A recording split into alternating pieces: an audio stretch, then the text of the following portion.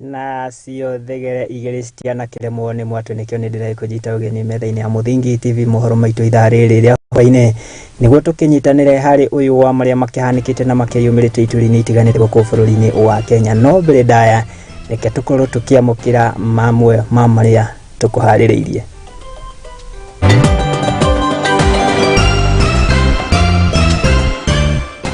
Na mamwe ma maria tukuhaririirie ni ati Kenya kunyitanira na thĩ yothe gũkũngũĩra mũthĩ wa atumia. Mũtongoria wa bũrũri Ndagĩtarĩ William Ruto nĩ atanyĩtwo kwarĩria bũrũri igũrũ rĩa mĩtaratara ya thirikari na makĩria nyongerera ya magoti.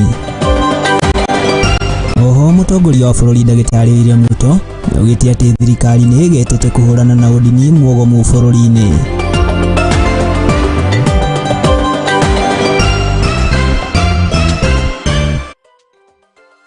Na gikunyite ugeni niguo tugiko tukia kana gikorwo gikumenyithia ni mariko makihanikite guku bururi-ini wa Kenya ni gikwamukira riakwa ni Mwangi wa Murugi na tugithie na mbere ni ati mutongoria wa bururi Ndagĩtarĩ William Ruto Hwai-Ini wa umuthi ni agitanyitwo gukorwo akirekereria ndumiriri yake kana gukorwo akiariria bururi kugerera nyumba cia andiki a mohoro na gikaro-ini gikiria agitanyitwo gukorwo akiariria kana akiaria oro ndaika o yothe kuma riu. Mutongoria wa bururi Ndagĩtarĩ William Ruto ni atanyitwo gukorwo akihutĩria na njĩra nene na makiria ndereti iria igitumurite urugari guku bururi-ini ya nyongerera ya magoti kana ya magoti kuri indo itiganite guku bururi-ini wa Kenya oro ndumwe na riendekithia ria thirikari yake ria gukorwo aruti wira makirengwo gicunjĩ kia 3 harĩ 100 kia misara yao ikorwo igithie kuriha magoti guku bururi-ini wa Kenya na ni agitanyitwo kana agitanyitwo gukorwo akirekereria ndumiriri yake kahinda o gothe kumanagia na mahinda maya na agikorwo kana riria agikorwo akiaria tugikorwo tukurehera riboti yo kana tugikorwo tukinyitanira nake na njira ya imwe kwa imwe koguo mwiroreri wa Muthingi TV ugikare oro haha ni amu ni tugikorwo tukurehera imwe kwa imwe makiaria na andiki a mohoro na riu tugitigane na icio ciegie ndumiriri ya mutongoria wa bururi William Ruto tukirongoreria riboti ingina ni ati Kenya aikiro itiganite ni makenyitanirite kana ni makenyitainire na thĩ yothe hari gũkũngũĩra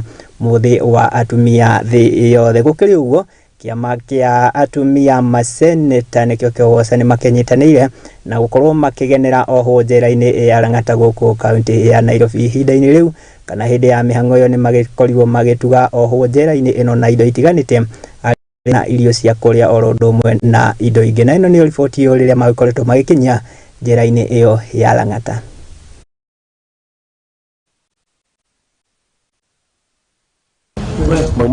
Mama wa kuelewa.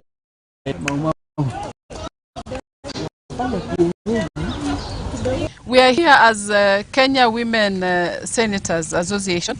Tumetembelea Lang'ata Women Prison. Tumekusalimia as Mother's Day today. We have decided to touch their hearts. We have decided to be with the women today ili kuweza kuangalia shida yao. You know, Mother's Day sio ya sisi tu kukaa nyumbani, but of course ya sisi kuja na kutafuta kusaidia wamama. Tuko hapa siku ya leo kama vile chair wetu amesema kwamba tuko na furaha kusimama na wamama ambao wamefungwa. Wengine wamefungwa kwa zile tunaita petty offenses. Na ndipo amesema kwamba 56 of them watakuwa set free, maana tumekuja kuwalipia hiyo fine yenye inahitajika. Hamida and your team of senators for finding time to be with us today. Don't take it for granted. Lang'ata Women Prison is a maximum women facility in the country, which then means that women here are likely to spend a long time. To support, actually, we have motions for policemen, and of course we include the police force, and also the prisoners, prison wardens. We want to also support them because the women senators are not just taking care of the inmates, but then of course taking care of the situations as a whole. Who are here, who are working in this prison. We have gone round And we've seen seriously the kind of living they're in. Some of them, imagine, are in tents, that right opposite there. Some of them are in mabatis, the other side. And it's very sad.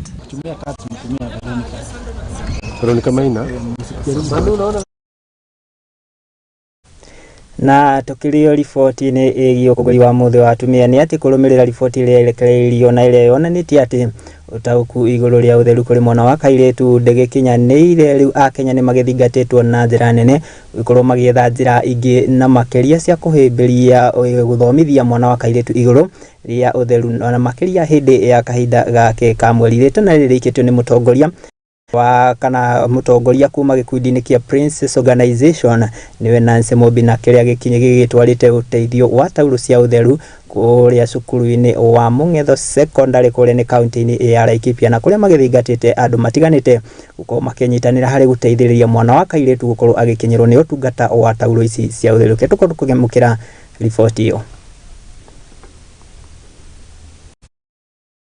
Omothe arĩ mũthĩ wa gũkũngũĩra amaitũ thĩ yothe, arutwo airĩtu kuma cukuru wa secondary wa Mung'etho kaunti-inĩ ya Laikipia marĩ na gĩtũmi gĩa gũkũngũĩra, na nĩ thutha wa gũkinyĩrio ũteithio wa tauro cia ũtheru nĩ gĩkundi kĩmwe gĩtarĩ gĩa gĩthirikari kĩa PADS, a Princess Organization.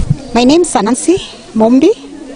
I am raised in Marmanet location in Laikipia County, and today being the day that we've come to donate the sanitary pads, I have never been more fulfilled in my life like I am today. Nĩ hĩndĩ ya mĩhang'o ĩno na kũrĩa mũtongoria wa gĩkundi gĩkĩ Nancy Mobi acakaĩte kwaga ũmenyo mũiganu kũrĩ mwana wa kairĩtu igũrũ rĩa ũtheru ũndũ ũmwe na kahinda kao ka mweri. And today we are here in Mung'etho Secondary School, being part of Mung'etho Primary School and Mung'etho Secondary School, simply to just teach our girls and speak to our girls about menstruation health. It is something that has really been taken as more of a menace than a blessing. And so we thought, as Nancy and my friends, as PAD, a princess, that we need to address this menace. Oho, nĩ ugĩte atĩ ndũrĩrĩ nyingĩ na makĩria kuma mwena ũyũ wa matũra ma Laikipia itirĩ irahĩmbĩria njĩra cia kĩrĩu thomithania igũrũ rĩa ũtheru wa kahinda ka mweri. Uge wa ũkinyitwo mbaru nĩ Wambui Kimani na ũrĩa nĩ ũmwe wa gĩkundi gĩkĩ. The community and the human society has actually taken it as a menace, but it's not a menace, it's actually a blessing. And so we thought it is wise to come and address this thing called menstruation and period health, which I think we have spoken to our girls about.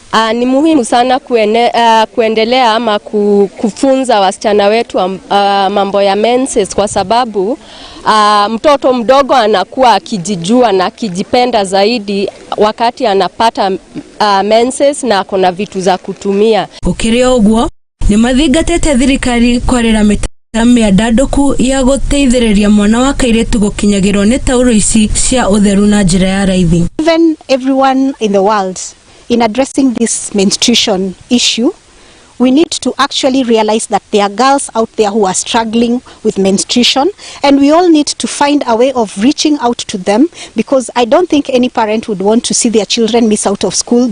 Mĩhang'o ĩno ĩtabanĩtio itemi-inĩ rĩa gũthomithia mwana wa kairĩtu ũndũ ũmwe na mũingĩ wothe bata wa kwĩyaragia igũrũ rĩa mathĩna marĩa mamagũmagĩra hĩndĩ ya kahinda kao ka mweri. Thengio mũno, ĩyo nĩ riboti kuma kaunti ya Laikipia, na tũkĩrongoreria o riboti ĩngĩ o kaunti-inĩ ĩyo nĩ atĩ arĩ mũthĩ wa gũkũngũĩra amaitũ thĩinĩ wa thĩ. Makĩria ma ikundi 20 cia atumia kuma kaunti-inĩ ya Laikipia na makĩria kaunti-inĩ kana Laikipia ya rũgongo nĩ makĩgunĩkĩte na ngombo cia raithi kuma kũrĩ thirikari ya kaunti ĩno, makana makĩaria marĩ itũũra-inĩ rĩa Ilpolei nĩ maugĩte atĩ ngombo ici nĩ cigũkorwo irĩ kĩguni na makĩria kũrĩ o ũndũ ũmwe na gũkorwo ikĩmarahũra mĩtũrĩre ya gavana wa kaunti-inĩ ya Laikipia nĩwe Joshua Irungu.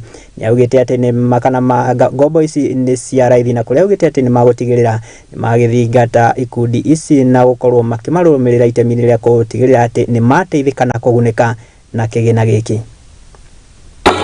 Asante. Tutakuja kuwatembelea na kuwainua maisha yao na kuwasomesha ndio maisha yao, na zile biashara watapiga wafanye biashara zile zitainua maisha yao. Na sana sana, kwa sababu kama hapa kwa wafugaji akina mama ndio wanashikilia boma zao, ndio wanashikilia zile yale hali ya maisha ya kwa boma. Kwa jamii ya wafugaji, mama anafanya kazi zote nyumbani lakini hana shake, na kwa sababu wameanzisha vikundi vya wamama, wameanza kufuga kuku, wameanza mambo ya ushanga, na hizi pesa zitawasaidia kwa sababu watanunua kuku na pia wataongezea shanga zao, na wale ambao wanafanya mambo ya livestock kununua na kuuza bado itawasaidia. Maximum tunapatiana shilingi 1,300, lakini kuna kila group iko na kiwango chake kile ina qualify baada ya kufanyiwa training na kuwezesha kusomeshwa mambo kuhusu biashara ili waweze kumanage zile pesa vizuri.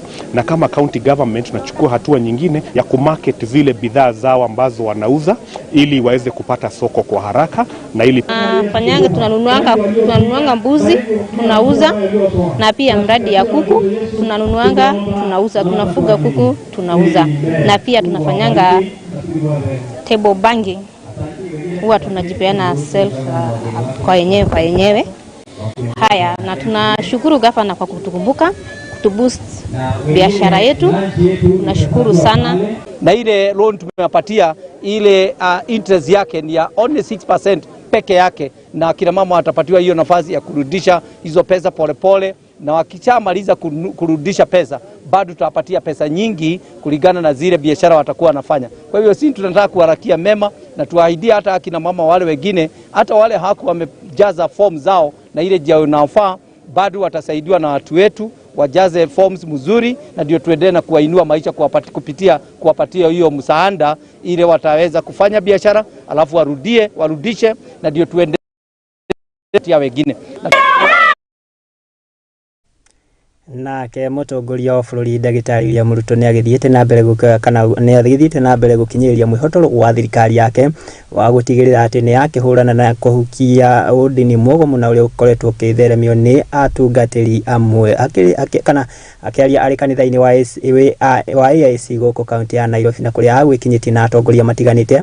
Thirikari-inĩ yake nĩ akiugĩte atĩ nĩ makũnyitanĩra na atongoria a kĩndini gũtigĩrĩra atĩ nĩ makĩhukia ciĩko ici cia ũndini mũgomu. No na gũkĩrĩ ũguo naguo ũteti wa magoti ndũnakĩaga kwĩyumĩria, na kũrĩa mũmbunge wa Kĩharũ nĩwe Ndĩndĩ Nyoro agĩteteire ikinya rĩa thirikari rĩa kwendekithia nyongerera ya magoti kũrĩ indo itiganĩte gũkũ bũrũri-inĩ.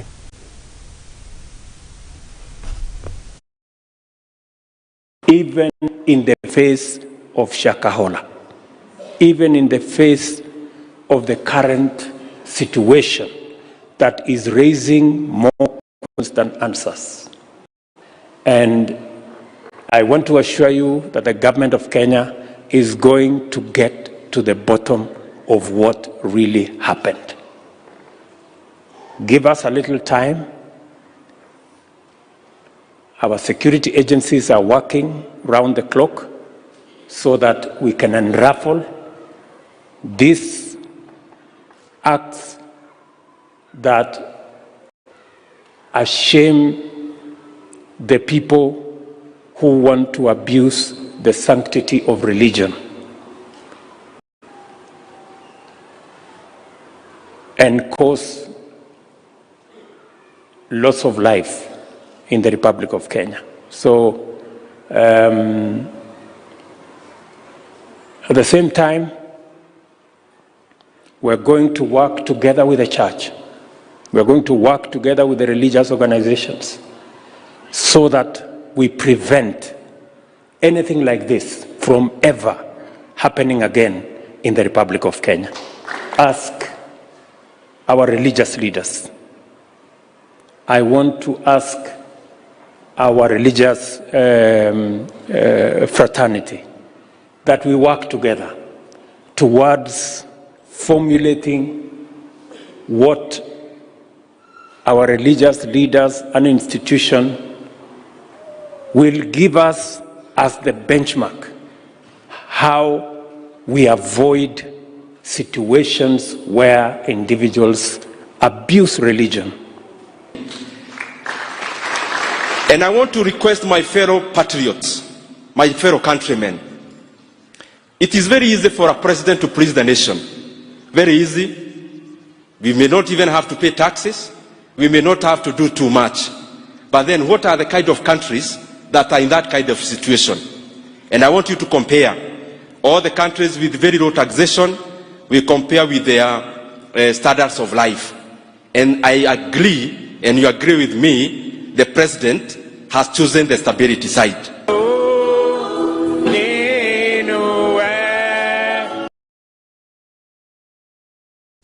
Na tukilio riboti ni ĩgiĩ nyongerera ya magoti ni ati atongoria kuma kaunti ya Embu ni kana ni mokereire ngwatanĩro ya Azimio la Umoja ni kiria maugĩte ati ni irakĩhĩngĩca mũingĩ na makĩria igũrũ rĩa kĩgĩna kĩa mwaka wa 2023 makĩria marĩ icigo-inĩ itiganĩte magĩtongoretio ni mũmbunge wa gĩcigo kĩa Mbere ya Rũgongo niwe Geoffrey Ruku ni maugĩte ati kana ni makiugĩte ni makĩreganĩte na mũhuhu ũrĩa ũragĩtheremio ati wa kĩgĩna gĩkĩ ni gĩa kana nĩ gĩa gũkorwo gĩkĩhatĩrĩria Kenya gũkĩrĩ ũguo nĩ maugĩte atĩ thirikari ya Kenya Kwanza ĩkĩrongoreirie arĩa mamũkagĩra makĩria ma ciringi 500,000 mĩcara-inĩ yao no ĩndĩ matirĩ na itanya rĩa kũhingĩrĩria mũingĩ wa Kenya.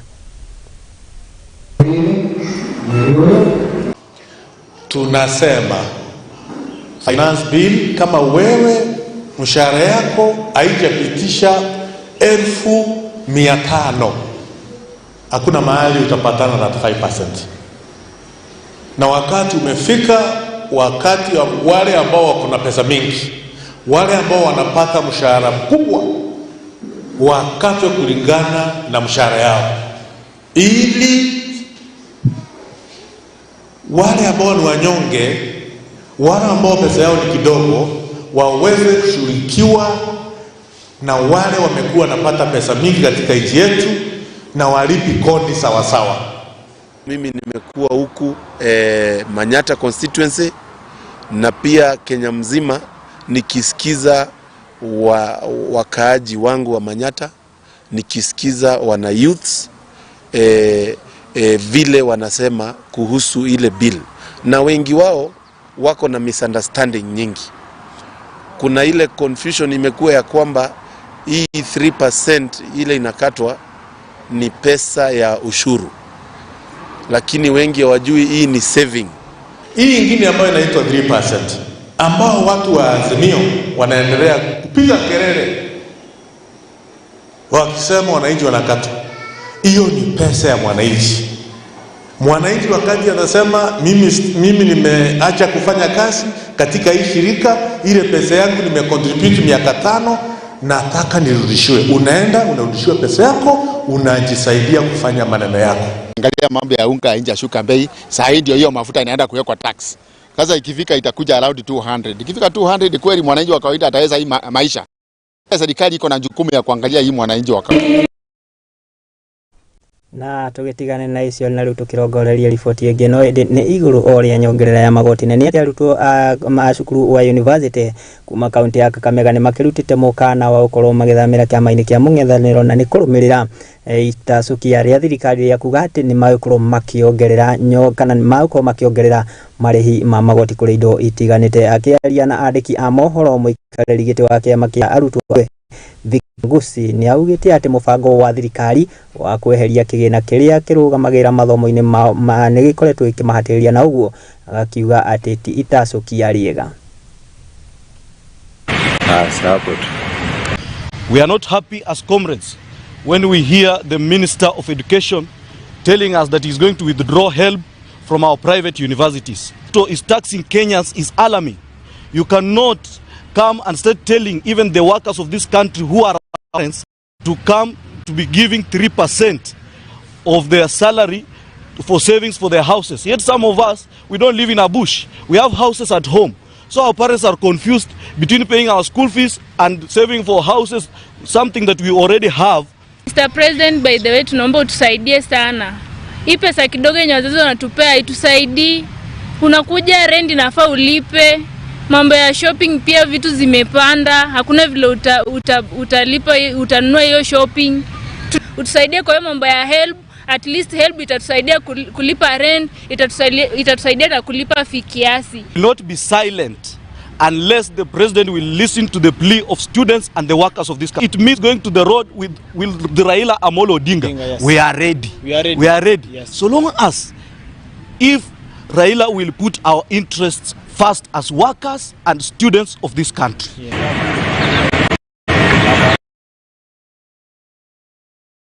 Tugetigane na riu na ciegi magoti tukugukire riboti egi urimi na ni ati munini wa mutongoria wa bururi ni Rigathi Gachagua ni agititie kikomano gia thiko ithatu na nikia anyiti itemi urimi-ini wa kahua niguo gukorwo makiaririria mitaratara ya gukorwo makiagirithia urimi uyu. Kikomano giki gitanyitwo kahanika kaunti-ini ya Meru kumagia tariki 6 nginya tariki 8 mweri wa gatandatu mwaka uyu. Ne ugiti ati kikomano giki gitanyitwo gukorwo gigietha kihonia kia mathina maria makoretwo makigomera arimi a mumera uyu na kuria kana aritie o ari kanitha-ini wa Katoliki itura-ini ria Kahira-ini kaunti-ini ya Nyeri.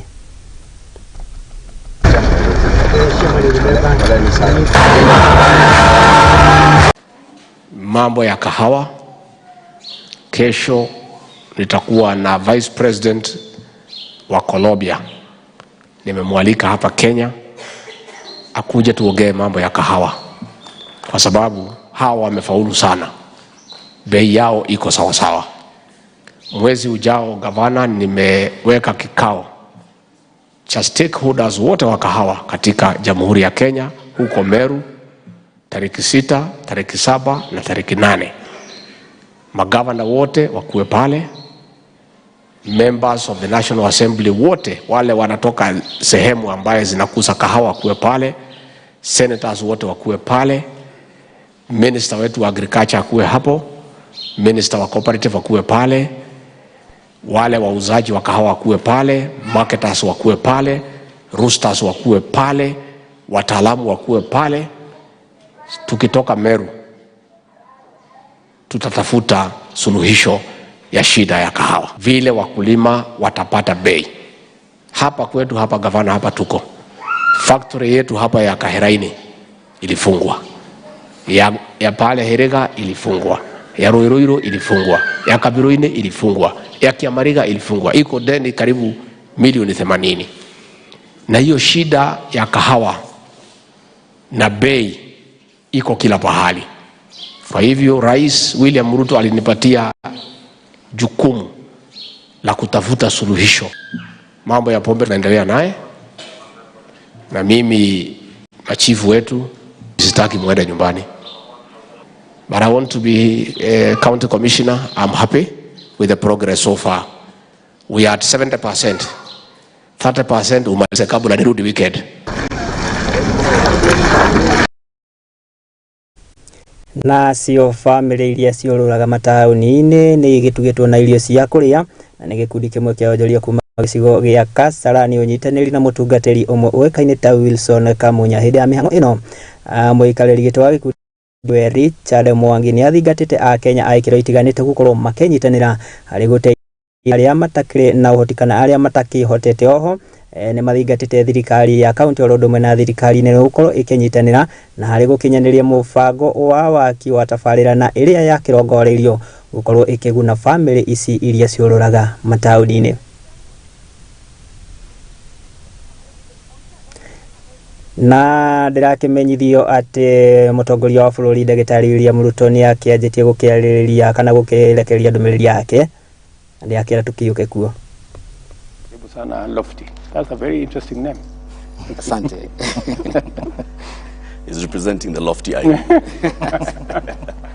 Mr. President, you look well, and people who've been commenting, one of the first questions that we're told to ask you is, ask the president, what's his exercise regimen, or is it diet?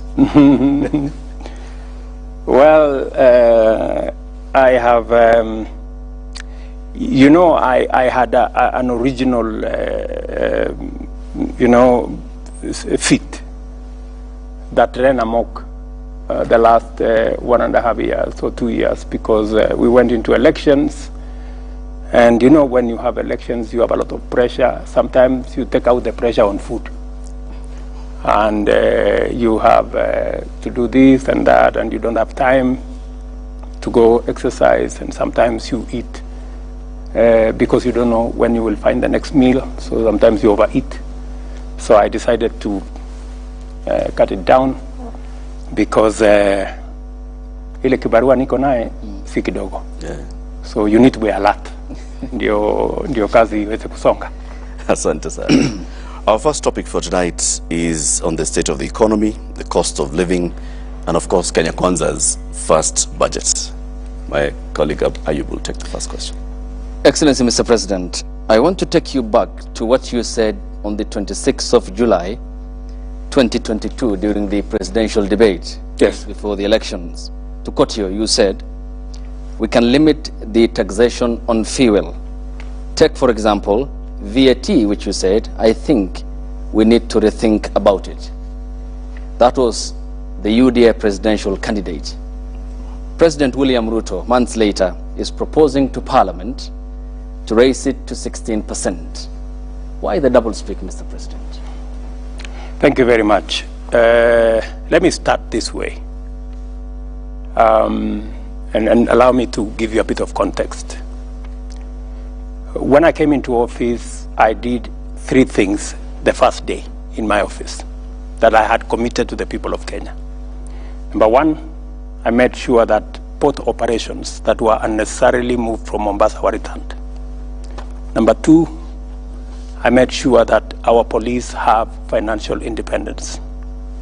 Number 3, I appointed the judges that were supposed to have been appointed, and I committed that I will expand the budget of the judiciary. If you look at the budget this year, we have added an extra 4 billion shillings to the judiciary.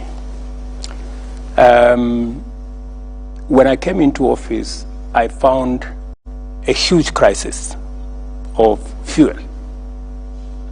In fact, before even I came here, immediately the results were announced. Amongst the first people to come and see me were oil marketers. And they told me, we are in a crisis, we are going to have a stock out because we cannot have fuel. Government has told us to sell fuel subsidized, but they haven't paid us. The government owes us 65 billion. So that whole subsidy story you hear, it was just a pledge. So I found that we had a 65 billion shilling subsidy to pay.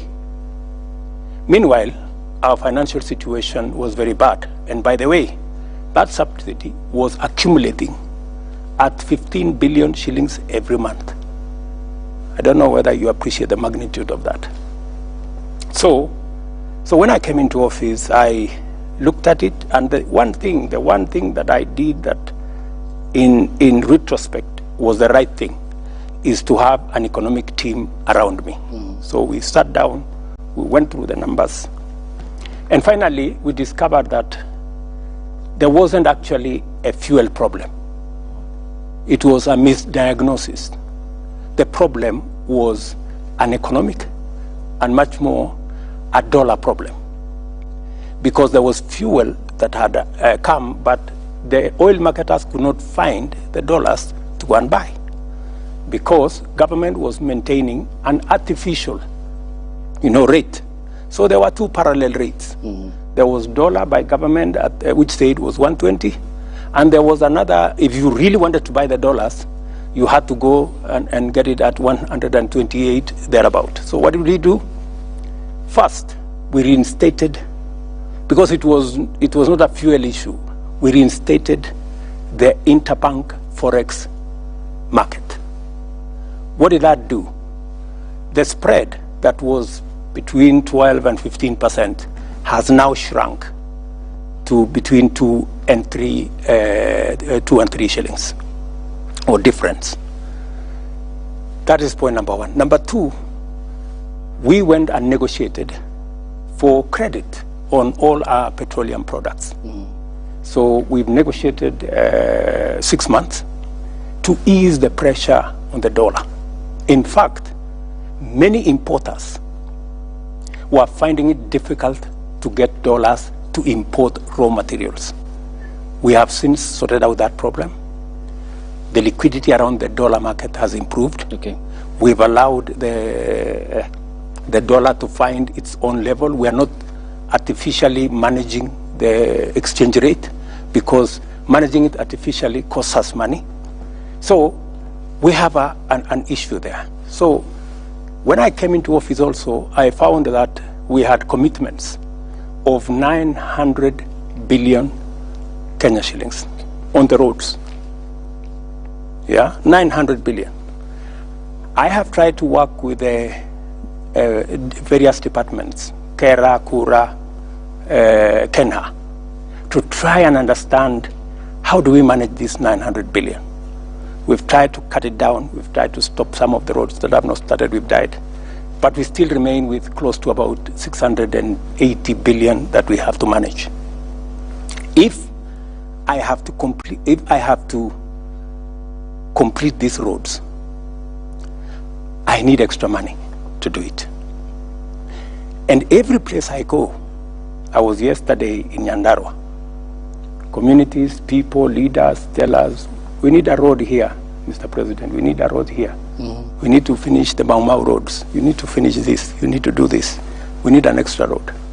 They were even telling me there's a road called Kinamba to some place. So that whole equation changed. But what have I done?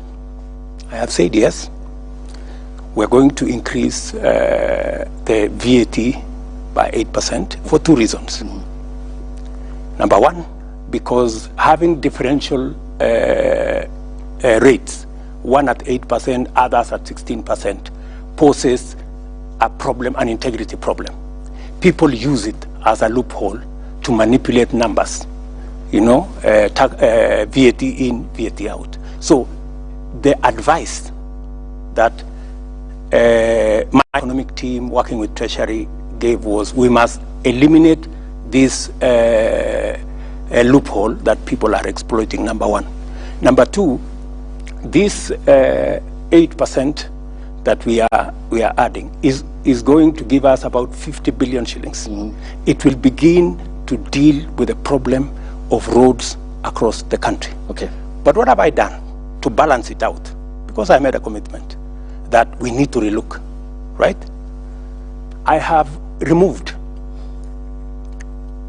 on the same fuel, as we add 8%, I have removed road 3.5% road development levy from fuel. I have removed 2% of IDF on the same fuel. And to balance it out, because it is the same Kenyan who is going to pay from their pocket, I have removed VAT 8% on gas. And I have removed other taxes that I'm going to explain to you. About 10, actually 14 other taxes that I have removed to try and even so that we have a balanced budget. Okay. We'll talk about the other taxes as proposed in the finance bill, which will come before Parliament.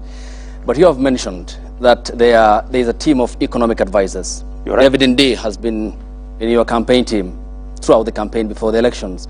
So is the current National Treasury Cabinet Secretary, Professor Njuguna Ndung'u. When you came to the presidential debate and you made the remarks on the 26th of July, which I quoted you verbatim, I think you said majority of taxes that are in that bracket, 15 almost you said, but we need to integrate at least these 15 different types of taxes.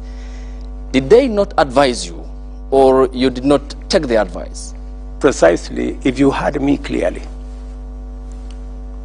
there are many other taxes that we have since removed. You know, so you must look at it in context. Yeah? What my economic team advised that time is that we need to relook at these taxes. When we came into government, we found a situation. The country was in a crisis. And by the way, I have had to make very difficult decisions. In fact, coming into office, I had to cancel the borrowing of about 300 billion shillings that the intention was to borrow. That would have taken the country down the cliff.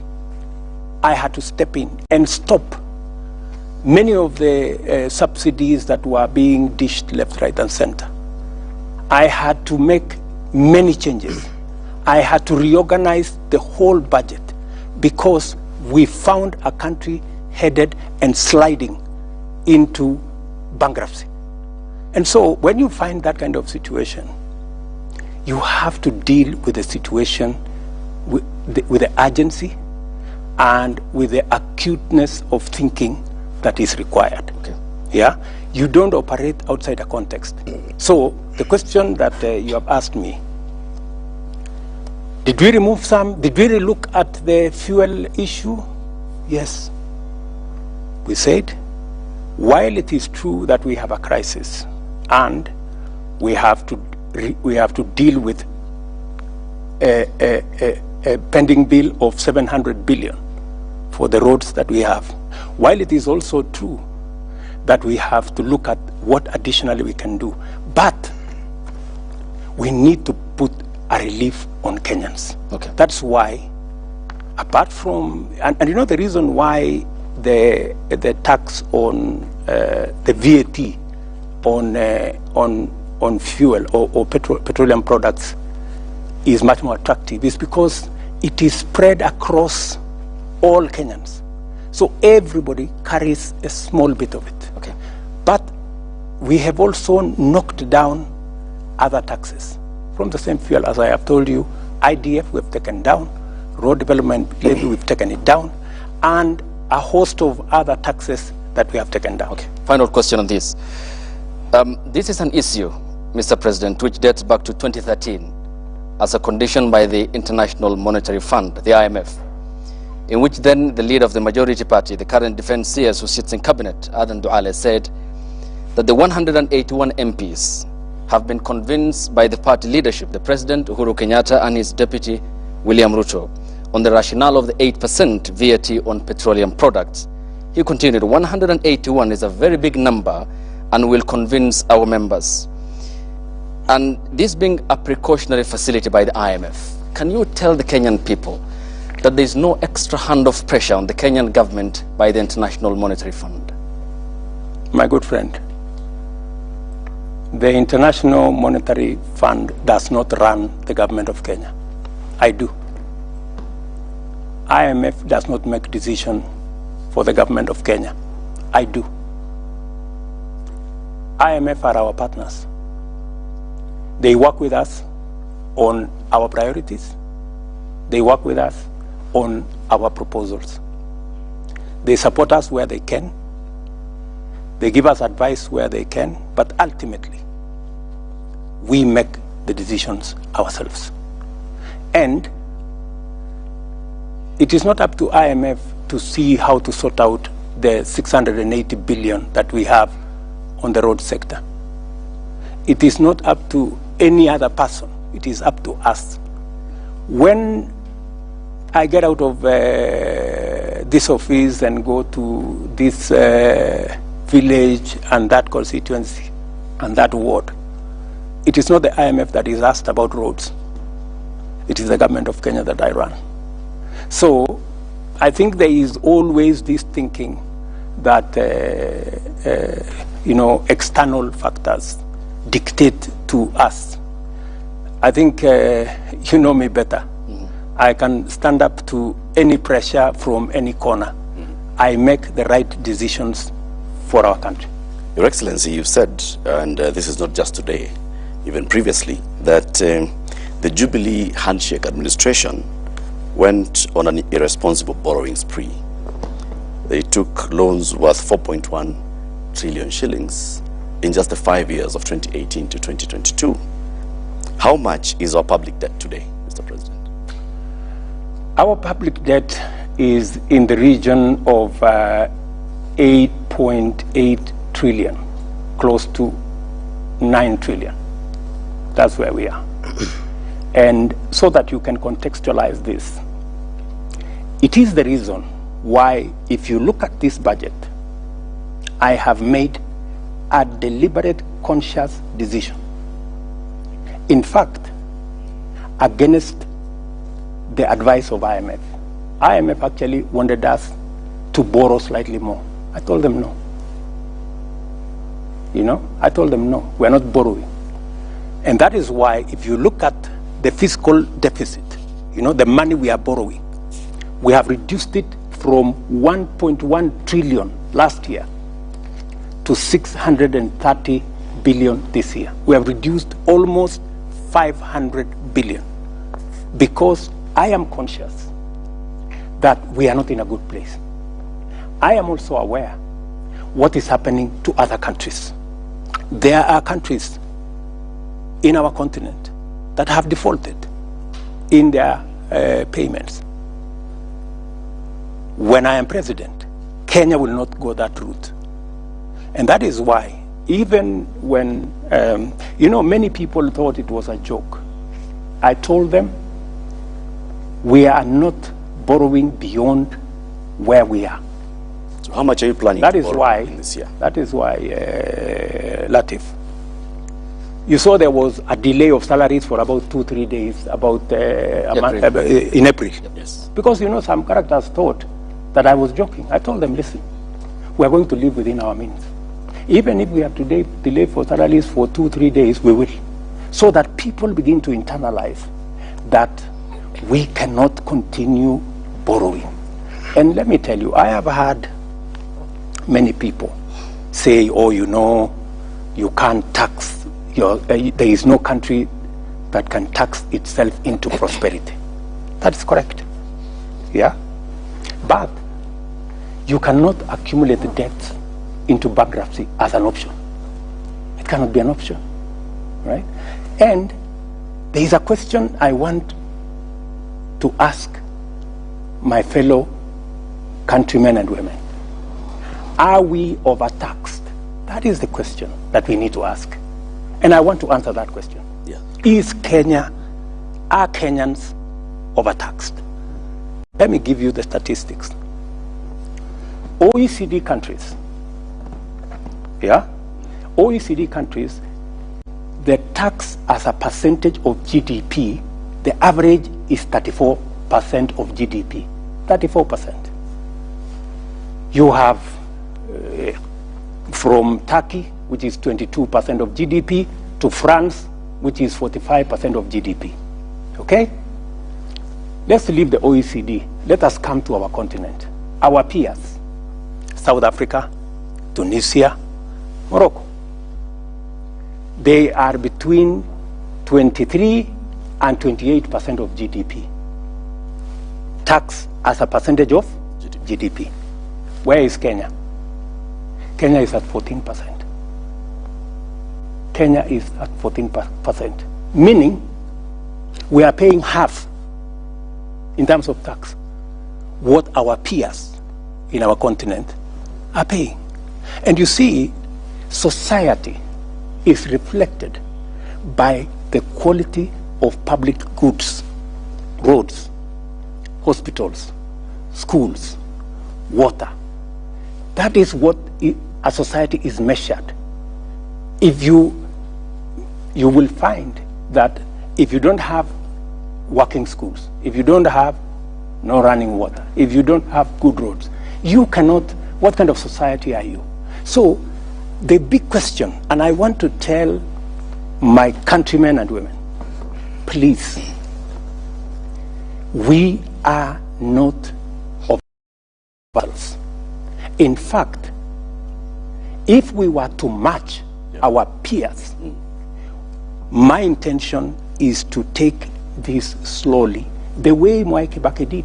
When Mwai Kibaki came into office, we were collecting about 220 billion. By the time he was leaving in 10 years, we were collecting almost $1 trillion. He had moved it 4 times, right? Yeah. Now we are at 14. If you look at the budget this year, I want to move it from 14 to 16% of GDP. By God's grace, maybe next year, 18, maybe like that. Yeah. Because we have to be realistic. If we do not pay taxes, we cannot be like the countries we want to be. We want to be in their shoes. We will be going backwards. So the real cardinal, and I want to tell my good friends, it's good to have information, because I hear many people are saying, we are being overtaxed. The real issue is that our tax as a percentage of GDP if we manage to get this finance bill through, we will move from 14 to 16. We will still be way below what our peers are. I want to come back onto the issue of debt, because I mean it's also influencing how much you want to spend in the next financial year, and raising revenue to repay this debt. 1.2 trillion shillings, if I'm not wrong, is our debt bill in the next financial year. And if you just look at how much we are paying in terms of debt, and then you look back to that close to 9 trillion shillings that has been borrowed in the last 10, 15 years, questions are, where has that money gone? And so I want to ask you, Mr. President, do you feel that the money that has been borrowed has actually gone to be value for Kenyans? I do not want to point fingers at no administration. I do not want to say what happened in the last administration. I have said enough of it. I just want to speak to the present and to the future. And I want to tell my countrymen and women that I want to be held to account. I am ready. That is why I believe in accountability. For the first time, I am the one who pushed for the change of standing orders so that ministers of my administration can go to Parliament and ask questions because we want accountability. As we talk, I am pushing so that we have an office in Parliament of the leader of opposition funded by the government of Kenya to make sure that public resources are being used appropriately. And I like what you're saying. That is exactly what I want, because I want, as I collect taxes, as the people of Kenya contribute their money as taxes, they must be put to good use. They should not be put in projects like the BBI. They should not be put in projects like the Azimio thing. They must be put in tangible projects that make a difference in the lives of the people. So with that then, Mr. President, are you prepared in your administration to publish the debt register? Because this is one thing that even the previous parliaments have tried to push. It hasn't been published. To date, we know the figure, we don't know the details. Are you prepared to publish the debt register, audit the debt register, and to hold anybody accountable for any money that may have been borrowed and misappropriated? Why not? When will this happen? Why not? You know, we have, in fact, we already have a bill in Parliament, for purposes of placing on record any borrowing that is done by the government of Kenya. It must be borrowing that is made available so that the people of Kenya who ultimately have to pay must hold government to account that we are borrowing this money for this purpose, for this purpose, for this purpose. I have explained in this budget the 630 billion which we have to borrow beyond our taxes. I have laid it clearly on how are we going to use it. Where is it going to go? It is not going to go to recurrent budget. It is not going to pay debts. It is going to be invested in production, in making sure that we have fertilizer for our farmers. We have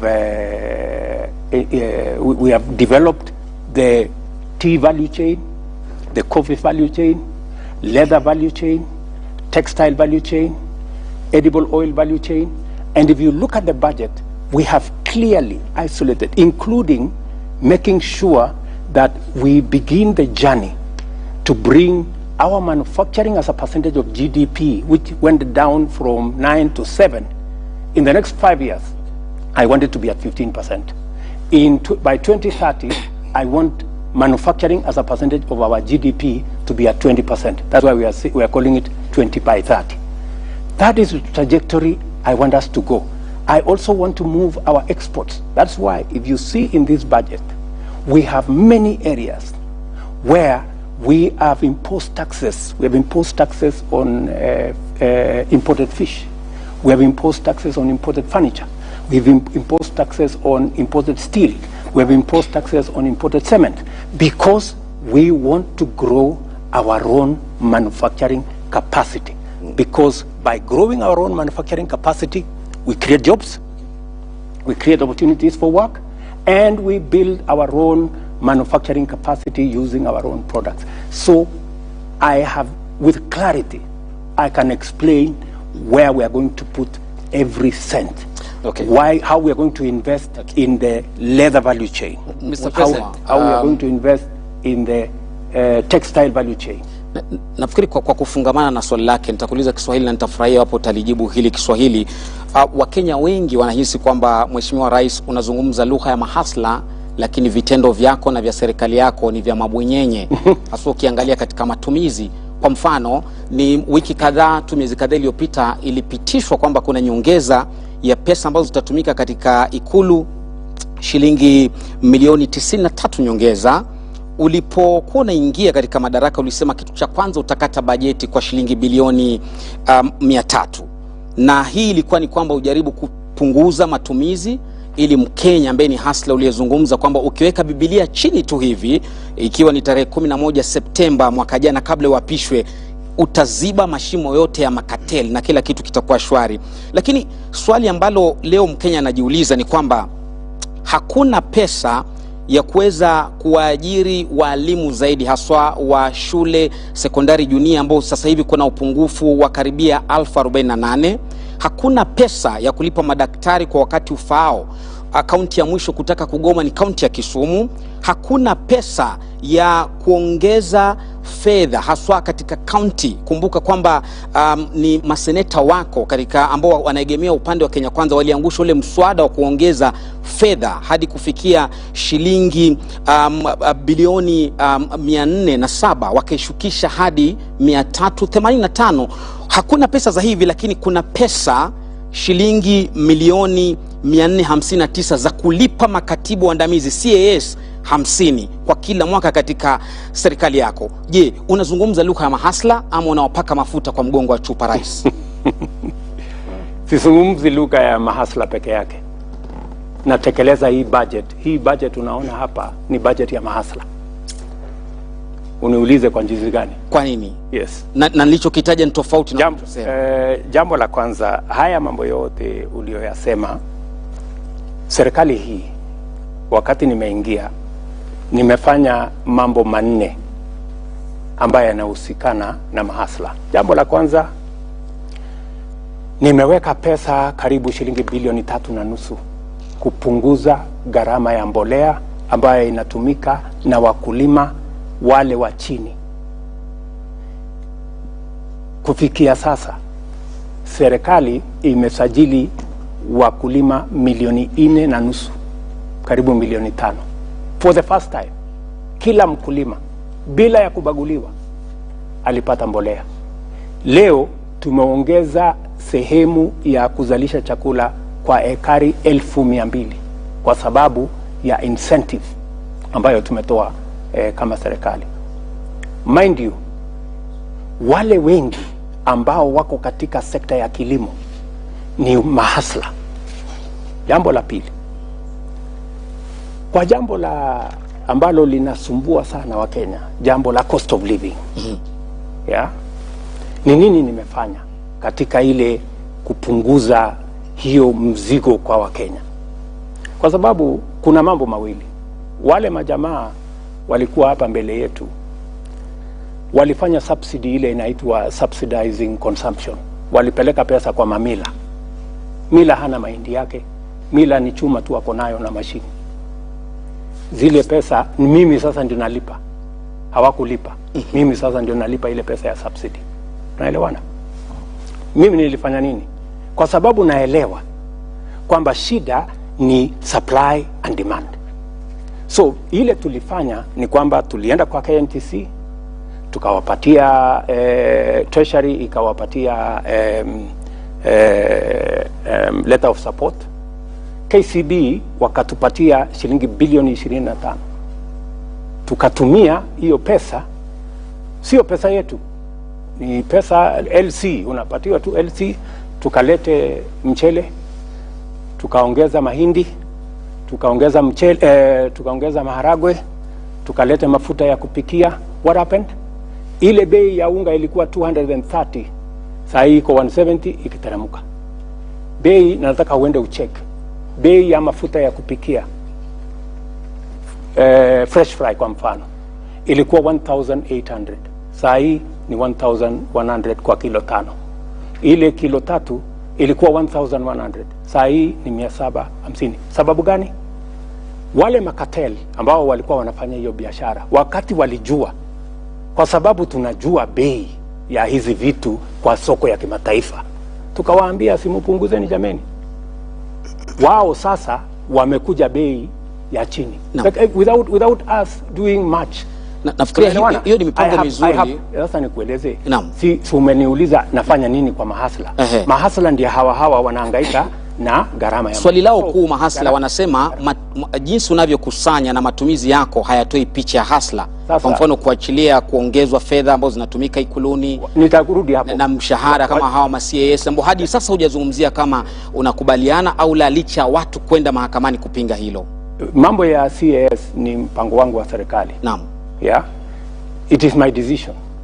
Ya kwamba mimi naona ya kwamba kuna sababu ya wale ma CAS kuweko. Kwa sababu agenda nilio nayo kusukuma Kenya hii. Leo naibu wangu karibu analala kwa ofisi.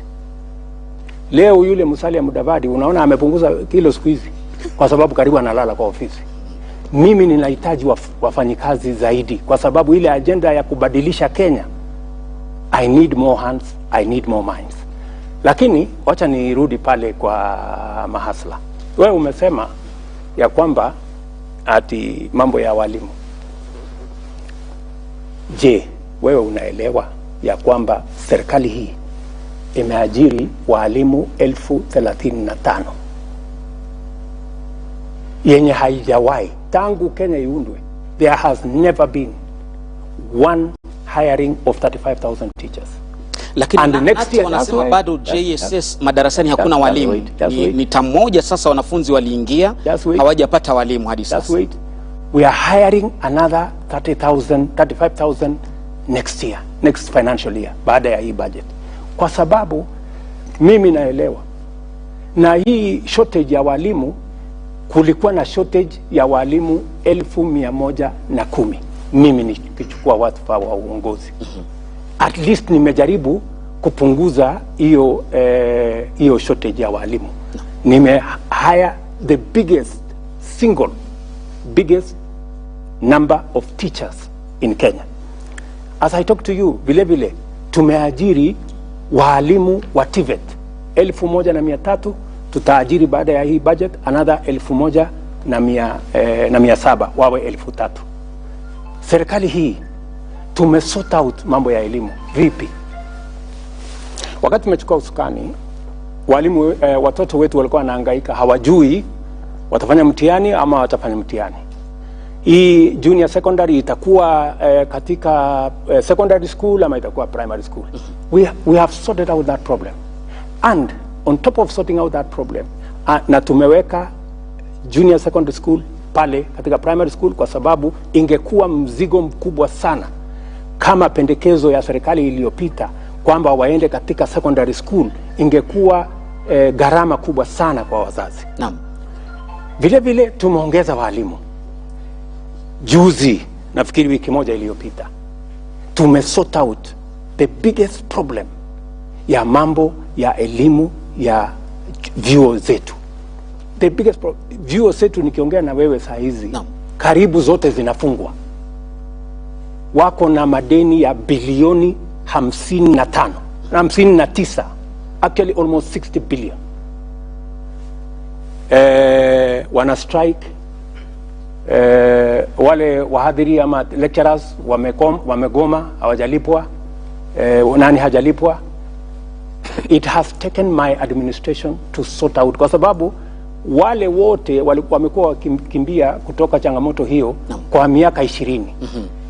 But I want to tell you, we have put our education system now on sound footing. Your Excellency, we have sorted out the junior secondary as a topic by itself. So please, okay, don't mind. All right. Na Mheshimiwa Rais, kidogo ni kurejeshe nyuma kuhusiana na hili swala la mapendekezo yaliomo kwenye ule mswada wa fedha wa mwaka 2023, na kuna hili swala ambalo Wakenya wamekuwa na maswali chungu nzima kuhusiana na mpango wa kutoa 3% kwa ule mpango wa kujenga nyumba za bei nafuu. Wakenya wanauliza ni kwa nini wanalazimishwa, manake wengine wanaona ni kana kwamba wanalazimishwa, pengine hawako tayari kuwa wamiliki wa nyumba. Wengine wanasema ya kwamba hawakuhusishwa kabla ya yale mapendekezo. Na tumeshuhudia miungano mbalimbali ya wafanyikazi ikisema ya kwamba ikiwa mapendekezo hayo yatapitishwa basi kutakuwa na migomo. Ni swali nzuri sana umeniuliza, kwa sababu ni swali ambalo nimekuwa nikingojea kujibu. Nataka Wakenya wanisikize kwa makini. Niko na maswali matatu ambayo sisi kama Wakenya lazima tujiulize. Jambo la kwanza, ni kwa sababu gani watoto wetu, vijana wa taifa letu la Kenya milioni 5 wanahangaika barabarani, wanazunguka madukani, hawana ajira? Swali la kwanza. Swali la pili, ni kwa sababu gani taifa letu la Kenya iko na vitongoji duni, slums, 1141, Wakenya milioni 6, ndugu yangu Abdi, milioni 6 wanaishi katika vitongoji duni. Hakuna maji, hakuna choo, hakuna barabara. Kenya yetu hii milioni 6. Why? Jambo la tatu, ni kwa sababu gani katika taifa letu la Kenya hakuna nyumba mwananchi wa kawaida anaweza kununua? Nyumba yote ile iko bei chini sana, milioni 5. Mortgage 60,000. Wakenya wangapi wanaweza kulipa mortgage ya 60,000? Jambo la 4, wale watu ambao wanafanya kazi, sisi tunaolipwa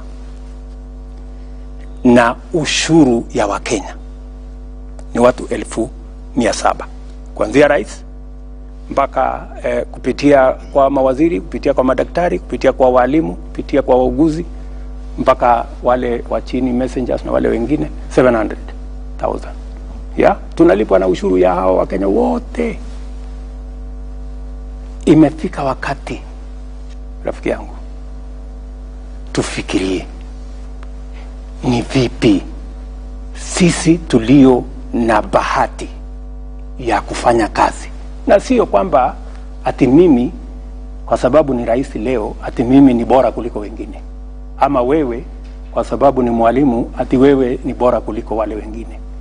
Ile kazi mimi nafanya kama rais, na ile kazi mwalimu anafanya, na ile kazi daktari anafanya, kuna Wakenya zaidi ya 5,000, 6,000 wanaweza kufanya hiyo kazi.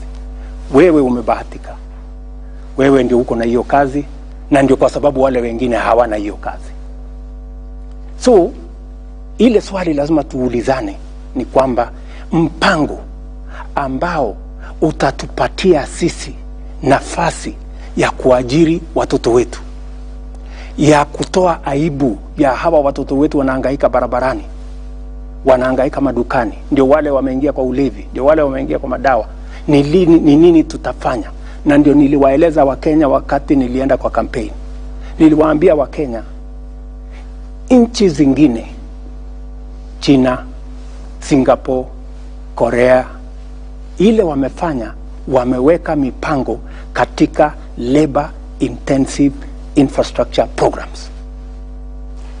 Many of them wameweka mpango katika mambo ya housing.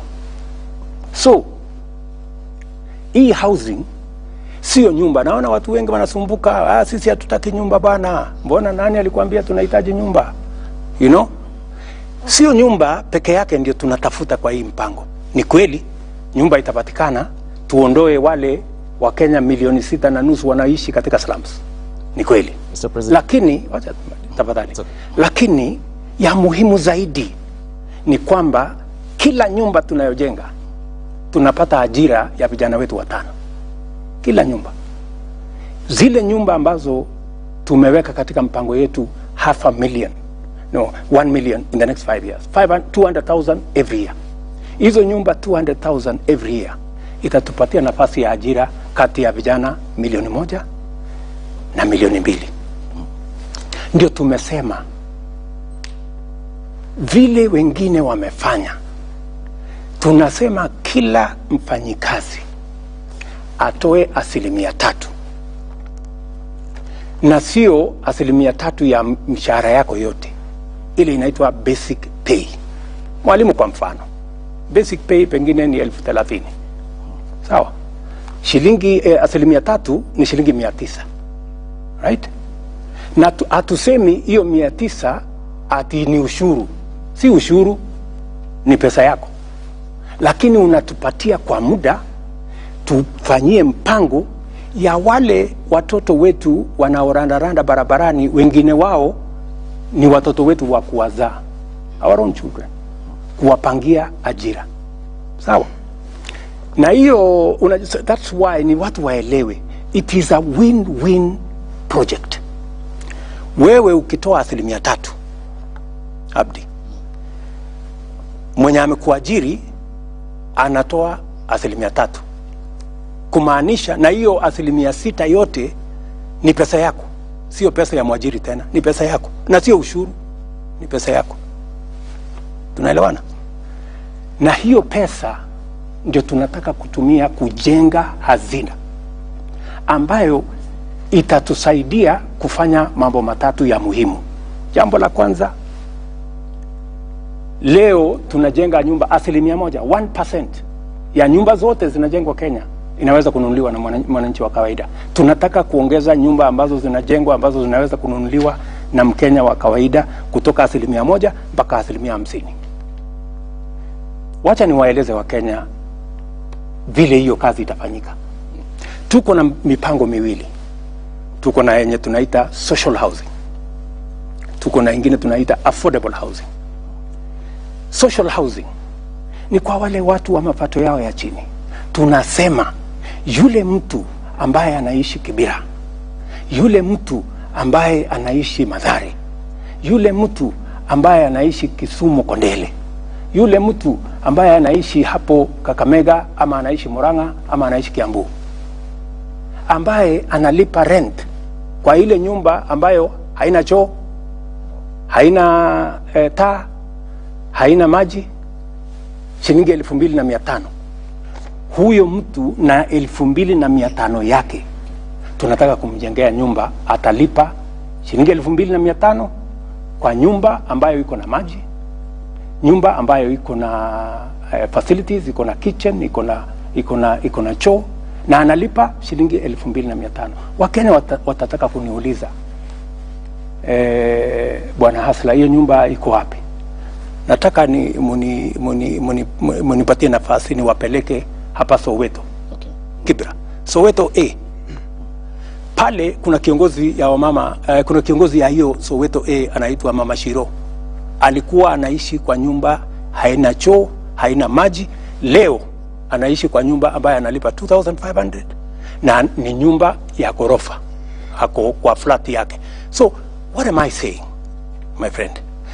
I am saying kwa wale ndugu zetu, we have a duty, kwa sababu wengi wao wanauliza kusema, how is it my business?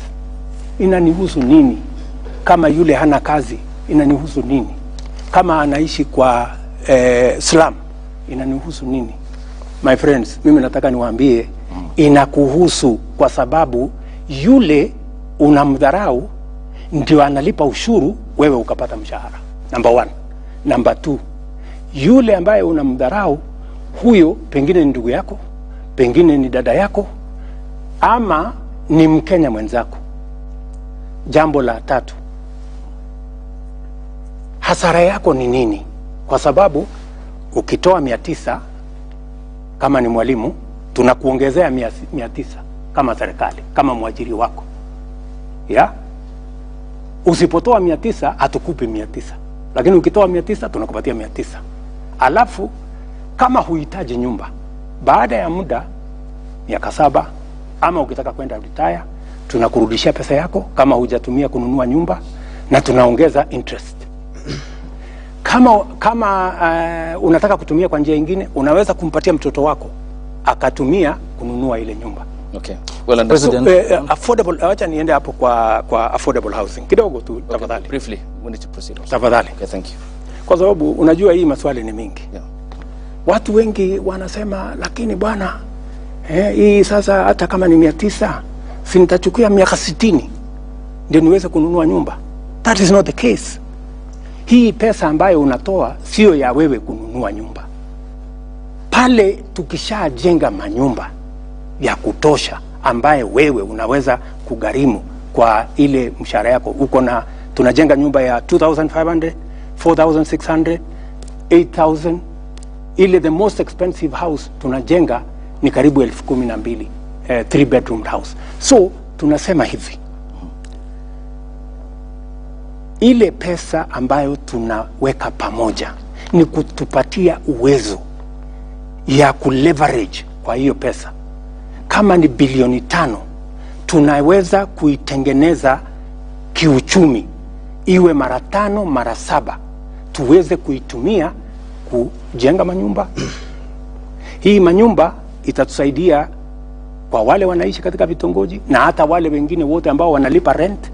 Badala ya kulipa rent, wewe utaingia kwa nyumba ambayo badala ya kulipa rent utalipa mortgage. Okay, Mr. President. Unaelewana? Yep. Wacha nimalizie tu kidogo. Okay. Huyu jamaa anasema sasa mimi nalipa rent saa hii ya 1500 na nakatwa 900. Itakuwa nakatwa 900. Itakuwaje? Kama unaweza kulipa rent 1500, mbona usilipe mortgage 500 ndio nyumba iko yako? Iko dhambi gani? Na katika hiyo harakati, number 1, umesaidia nchi yako, umesaidia wale jamaa hawana kazi lakini wanatusaidia kulipa ushuru, ndio mshahara yetu.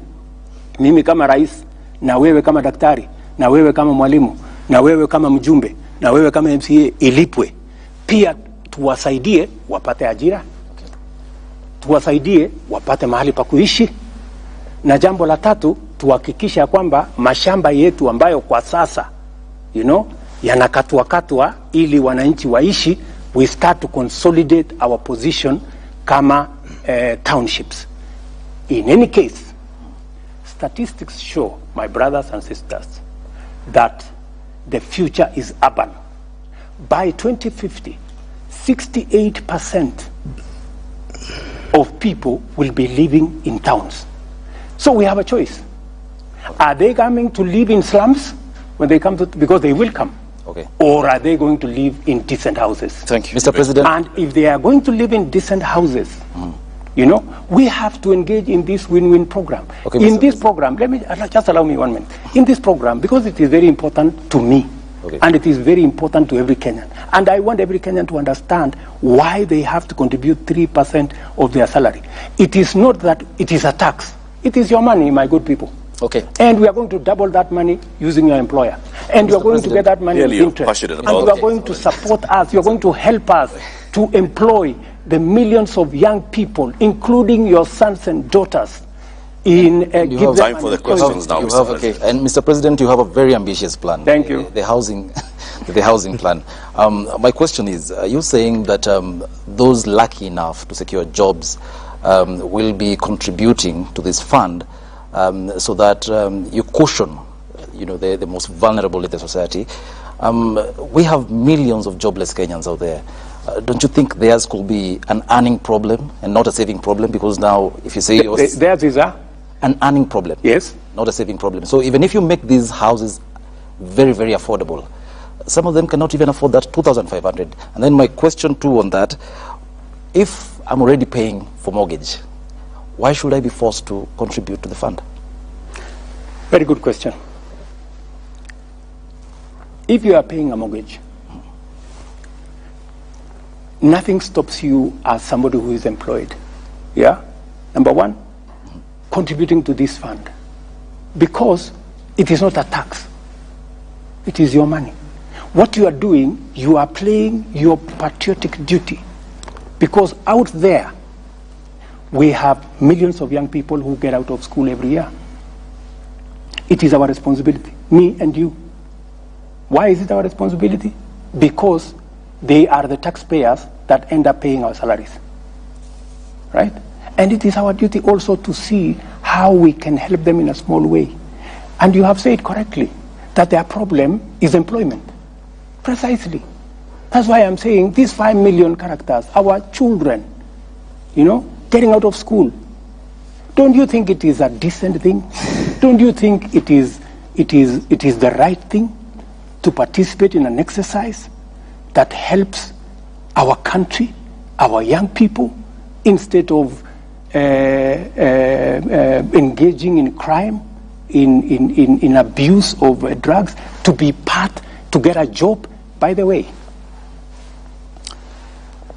in the last 8 months, 8 months, I have launched the construction of 36,000 housing units in Kenya. Yeah, I went to Homa Bay.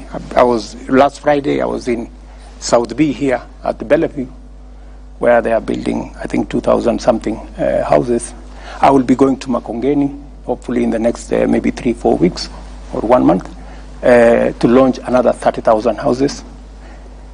The 36,000 units, there are close to 100,000 young people today working in those sites. Engineers, quantity surveyors, plumbers, electricians, carpenters, masons, all manner of people, including the women who sell food. Okay. It is a whole ecosystem. I was very amazed in South B. A group of women were saying, sisi tunaitwa protein, sisi ndio tutakuwa tunauza chakula hapa. Bwana President, tunataka uhakikisha kwamba hii watu wasilete watu wengine. Because you see, it is a whole ecosystem. And I want to ask my countrymen and women, those of us who are employed, please, let us not hold in contempt those who don't have jobs or those who are not. You say it's not a tax. It is not a tax. What is it? It is a contribution you are making, because if it was a tax, tax, it goes one way. You never get it. This is not a tax. Okay, why it is your money. Okay, why then, Mr. President, if it's not a tax, if that bill hypothetically say is passed by the National Assembly, it's legally binding? Yeah, of course. It's not a tax, you said. It is not a tax. Why would I contribute? And if I don't want? That's what the law says. But why are you passing it? Yeah, the question I am asking you is, are you saying, Abdi, that you don't think it is your business to contribute to the employment of the unemployed Kenyans? Okay, it's the responsibility. It is not your business. Okay, hang on, Mr. President. Who is Kenyan government? Kenyan government is me and you. Hang on, Mr. President. You saw the mandate of the Kenyan people. Exactly. There is a we can't represent all of us. Yes. I worked hard for my money. Yes. You said it's not tax. But there is a bill in Parliament. If it's passed, it's legally binding. Why would I make a contribution for others to succeed? It's your business as the government. You are the head of state. You have the responsibility. You have the mandate. That's why the Constitution gives me the power to tax. But it's you who is leading and the government. That's why the Constitution gives me the power to sign things into law. Okay. So I am simply doing my job. Mr. President, let's get the specifics very clear. Yeah. It's a very simple issue. Yes. You are saying it's not a tax. It is not a tax. That's the Commander-in-Chief saying. Yes, it is not a tax. Hang on, let's go step by step. Yes. There is a bill that will come before Parliament. Absolutely. Hypothetically, let's say it's passed. If it's not a tax, why would I contribute? Because it is the law. The law, Mr. President. Once it is passed, it is the law. Okay, meaning then it's a tax, and you understand it's a tax. Yeah, once it is passed, it is the law, and you have to contribute. Let me ask you. One rider, Mr. President. Let me ask you. Just allow me. Let me ask you, Abdi. Do you know that today you contribute 6% of your salary to NSSF? Correct. Why? It is not a tax. Mr. President, hang on. On that, Mr. President. Okay. It's the same thing. Okay, hang on, it is the law. The issue, though. There is the NHIF question, Mr. President. Yes. Which you have passionately talked about. I am very passionate about. Which is still, again, because you have cherry-picked on the NSSF, but there is the NHIF component, which I still pay for. Yes. You pay for as well. Yes. But then, what's the point of contributing to the NHIF program, yet I go to the hospital and I only get paid for the bed? Precisely. That is why I want to make NHIF work. You know how I'm going? I'm working on it, by the way. it is in the works, and it will be part of this exercise. What I have done on NHIF, and I have a good history, long history with NHIF. When we came into office in 2013, there were only about 3 million contributors on NHIF. And by the way, NHIF works. I was in Thika, Kenyatta Referral Hospital. Teaching and Referral Hospital. Teaching and Referral University. And the doctors there spoke about NHIF in a way that inspired me. How NHIF has helped many people who would otherwise have not been able to get medical service. What I'm doing with NHIF is exactly what I said. And by the way, Hussein, Ayub, Ayub Abdi.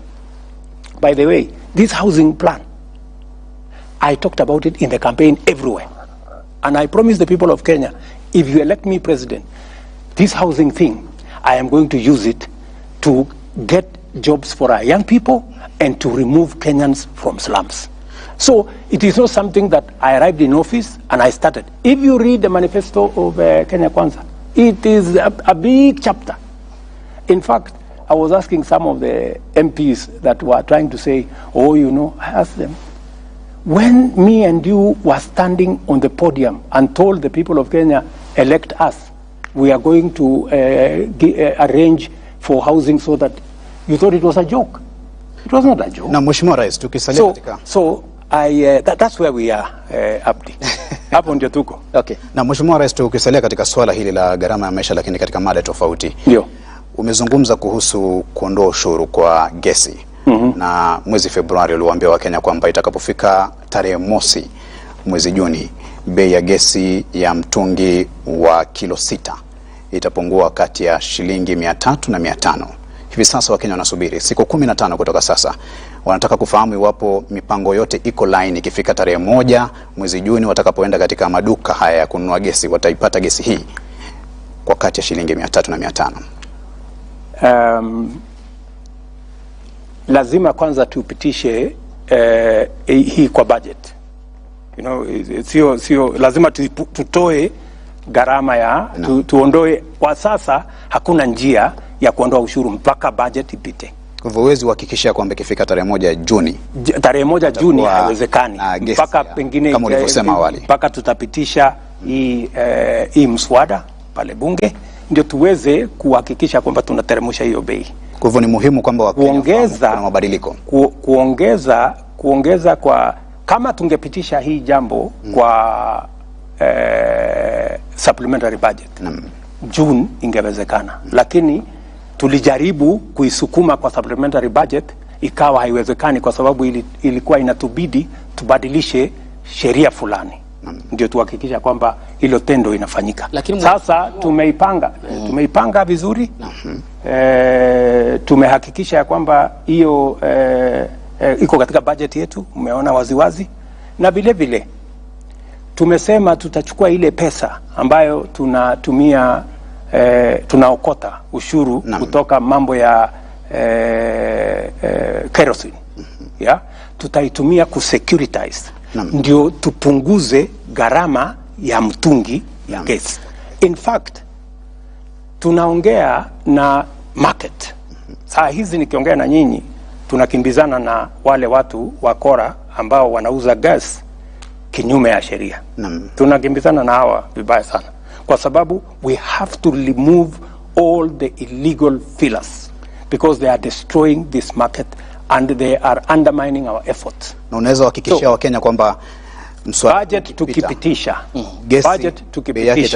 tutapunguza gharama ya gesi kati ya shilingi 300 na 500 kwa mtungi. Kwanza mtungi, wacha gas. Ile tunapunguza kati ya shilingi 300 na 500 ni mtungi yenyewe.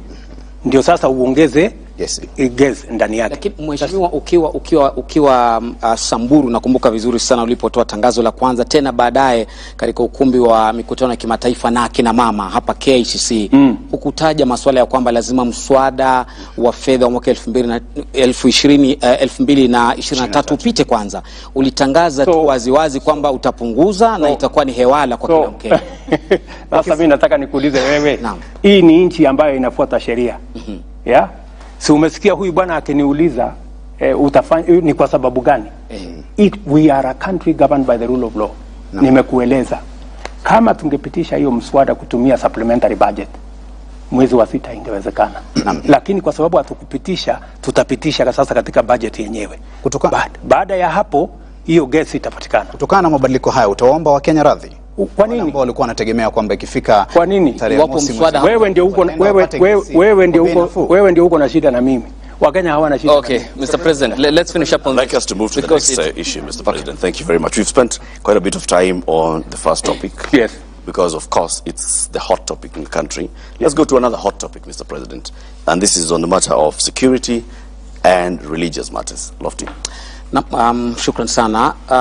Mheshimiwa Rais, swali la kwanza kuhusiana na masuala ya usalama wa taifa ni kiazi moto na donda ndugu ambalo limechipuka katika eneo la Malindi kule Shakahola katika msitu ule wa Chakama. Kufikia sasa ama kufikia jana, tangazo lilotolewa ni kwamba iliripotiwa Wakenya 610 hivi hawajulikani waliko. Wakenya 201 na zaidi wamefariki, wengi wao wakiwa ni watoto. Na swala hili si geni ama halikuchipuka tu mwezi jana ambapo wanahabari walitangaza, lakini mhusika mkuu ambaye ni Paul Mackenzie alipoondoka Furunzi Malindi kuelekea Shakahola ulikuwa mwaka 2019. Mwaka 2020 Mheshimiwa Rais, mwaka 2021 serikali kimya, mwaka 2023 hadi wanahabari walipotangaza, na maafa ndio haya. Wewe kama amiri jeshi mkuu ambaye unakaa katika kamati ya usalama na kupewa kinachoendelea na ujasusi wote, huoni kama umewafeli Wakenya? Na Wakenya wamenituma nje nikuulize, kwa sababu ya idadi hii, basi unapaswa kuwaomba msamaha leo kabla kujibu swali lolote la Shakahola mbele ya wanahabari hawa. Unaweza kuomba msamaha wa Kenya kwa kupoteza nyoyo 200 na wengine 600 hawajulikani waliko? Pale kuna utepetevu katika upande wetu wa serikali, na inapaswa mimi niombe msamaha, kwa sababu Wakenya 210 tayari wamepatikana katika makaburi. Tuko na shirika la upelelezi, tuko na shirika la ujasusi, tuko na askari polisi, tuko na assistant chief, tuko na wazee wa nyumba 10, tuko na wale wote ambao wako kule. Hapo kumetokea makosa, na siwezi kusema ya kwamba kuna vile tunaweza kukwepa lawama. Tuko na makosa, na kwa sababu kuna makosa, ni vizuri tuwaombe Wakenya msamaha kwamba jambo hili lilitendeka tukiwa na serikali. Nikishasema hivyo, huyu bwana Mackenzie na wenzake alishajulikana kwamba kuna jambo lenye dosari anafanya. Ameshikwa akapelekwa kotini ikamwachilia. Ameshikwa tena akapelekwa kotini wamemwachilia. Hii safari sasa ameachiliwa, ndio amekuja sasa akaongoza haya maovu akitumia dini, ambaye nilisema leo huyu bwana ni muhalifu kiwango ya gaidi, kwa sababu wale watu maisha ya watu amewaua kwa kutumia dini. Hatuwezi kuelewa ni vipi, lakini nimeambia taifa ya kwamba hii jambo, na ndio nimeweka jopo mara mbili. Jambo la kwanza nimeweka jopo ambaye tunaita Judicial Commission ifuatilie uhalifu, na ituambie ni nani zembea kazini ndio haya mambo yakatokea. Na huyu bwana washirika wake ni nani? Haya makaburi yaliendelea vipi? Hii mambo yote yalitendeka vipi? Hiyo ni ya kwanza. Ya pili, nimeweka pia task force ya watu ambao wengi wao ni watu wa dini, kwa sababu dini ni mahali ambapo tunapaheshimu sana. Sisi wengine wetu ni Wakristo, tunamwamini Mungu na tunaamini dini ni mahali ambapo watu wanakimbilia wakiwa na matatizo na mashaka. Lakini pale wahalifu na watu wenye nia mbaya na watu wa mauaji kama vile Makenzi na wenzake wanapotumia dini, ni vipi tutazuia jambo hili lisifanyike tena katika taifa letu la Kenya? You know, so I am not taking it lightly. You know, I am taking responsibility that as president, this should not have happened. And certainly, some people who are responsible for this failure on the part of government will have to give an account, because it should not have happened when we have all the agencies. We have our intelligence, we have our CID, we have the chiefs and all the other people in the whole of that ecosystem. We should not have allowed this. This kind of thing should never have happened. But it has happened. We have to take responsibility. No. Yeah? And the promise that I am giving to the people of Kenya is that we will get to the bottom of this matter. Okay. And I am also giving them my commitment. I know there are people who are jittery about. They are saying we should not regulate the church, and that is correct. We should not regulate the church. No. The same way we should not regulate the media. No. Let us have an institution that self-regulates. We want to establish from our religious leaders, how can they as religious leaders agree on a mechanism that makes sure that criminals and crooks do not take advantage of religion and of faith to be able to cause harm to Kenya. Mheshimiwa Rais, kabla ya kakangu kuuliza swali, umezungumza na napenda nikupongeze na kukuhongera kwa kuomba msamaha mbele ya Wakenya, lakini Waswahili wanasema ada ya mja hunena lakini muungwana ni kitendo. Wana Malindi hadi leo wanalia kwamba idadi ya watu 200 kupotea, huja kanyaga guu pale kwenda kusema nao kuomba msamaha. Kiongozi wa upinzani Raila Odinga alikwenda kule na akafungiwa kuingia, na wengi wakasema afadhali huyu ametukumbuka, rais hajafika. Huu ungwana wako uko wapi hapa Mheshimiwa Rais? Hiyo ni siasa. Kwenda pale kwa kiongozi wa upinzani inasaidia nini? Yeye si mjazusi, yeye si askari, yeye si daktari, hajaenda kufanya ile kazi ya kutoa miili. Ameenda kufanya nini? Askari walisema pale kwa sasa ni crime scene. Yeah? Wale ambao wanatakikana pale kwa sasa ni wale watu ambao wanahitajika katika hiyo shughuli. Wale watu wataenda kufanya forensic work, wale madaktari, wale wapelelezi ndio wako pale. Wakishamaliza ile kazi, yeah, ndio tutapata nafasi. Wakishamaliza ile kazi ambayo inaambatana na sehemu yao kama professionals wa hiyo field. Ndio sababu hata yule bwana aliambiwa, bwana, hapa kuna wenye wanakubaliwa kuja hapa kwa sasa. Lakini tumezoea kama Wakenya kila jambo siasa. Unajua sasa mimi nimekuja hapa, kama huna ya kufanya pale unaenda kufanya nini? You know? Kwa sasa mimi nimechukua nafasi yangu, nimetuma kila mtu. Waziri wangu ambaye ni wa usalama ako pale, every 2-3 days he's there. Lakini pia wote kwenda make sure pale mambo ya hayo yote yatakuwa yamemalizika, the place has been declared it's no longer a crime scene. I will go to Malindi. Okay. Na Mheshimiwa Rais, kutokana na uzito wa swala hili la maafa ya Shakahola ambayo kwa kiasi kikubwa sasa yamekuwa gumzo, uliyataja maafa haya sawa na ugaidi. ama sawa na tukio la ugaidi. Hata kusema kwamba ni sawa na tukio la ugaidi, ulisema kwamba huu ni ugaidi. Lakini kulingana na jinsi mnavyoendesha taratibu hizi za kuchunguza na mashtaka, hamuonekani kuyapatia uzito ambao unaendana na swala la ugaidi. Kwa nini? DPP amekuwa pale, DCI amekuwa pale, mkubwa waziri mwenyewe amekuwa pale. We have close to, I think, 150 different officers in Malindi. In fact, we transferred all the other officers from Malindi, the ones that were there before, so that we have a clear picture of what to do in that scene of crime. So we have taken it as seriously as it would get. I think my Minister for Interior has been there 5 or 6 times. I have told you he is there every 2 or 3 days.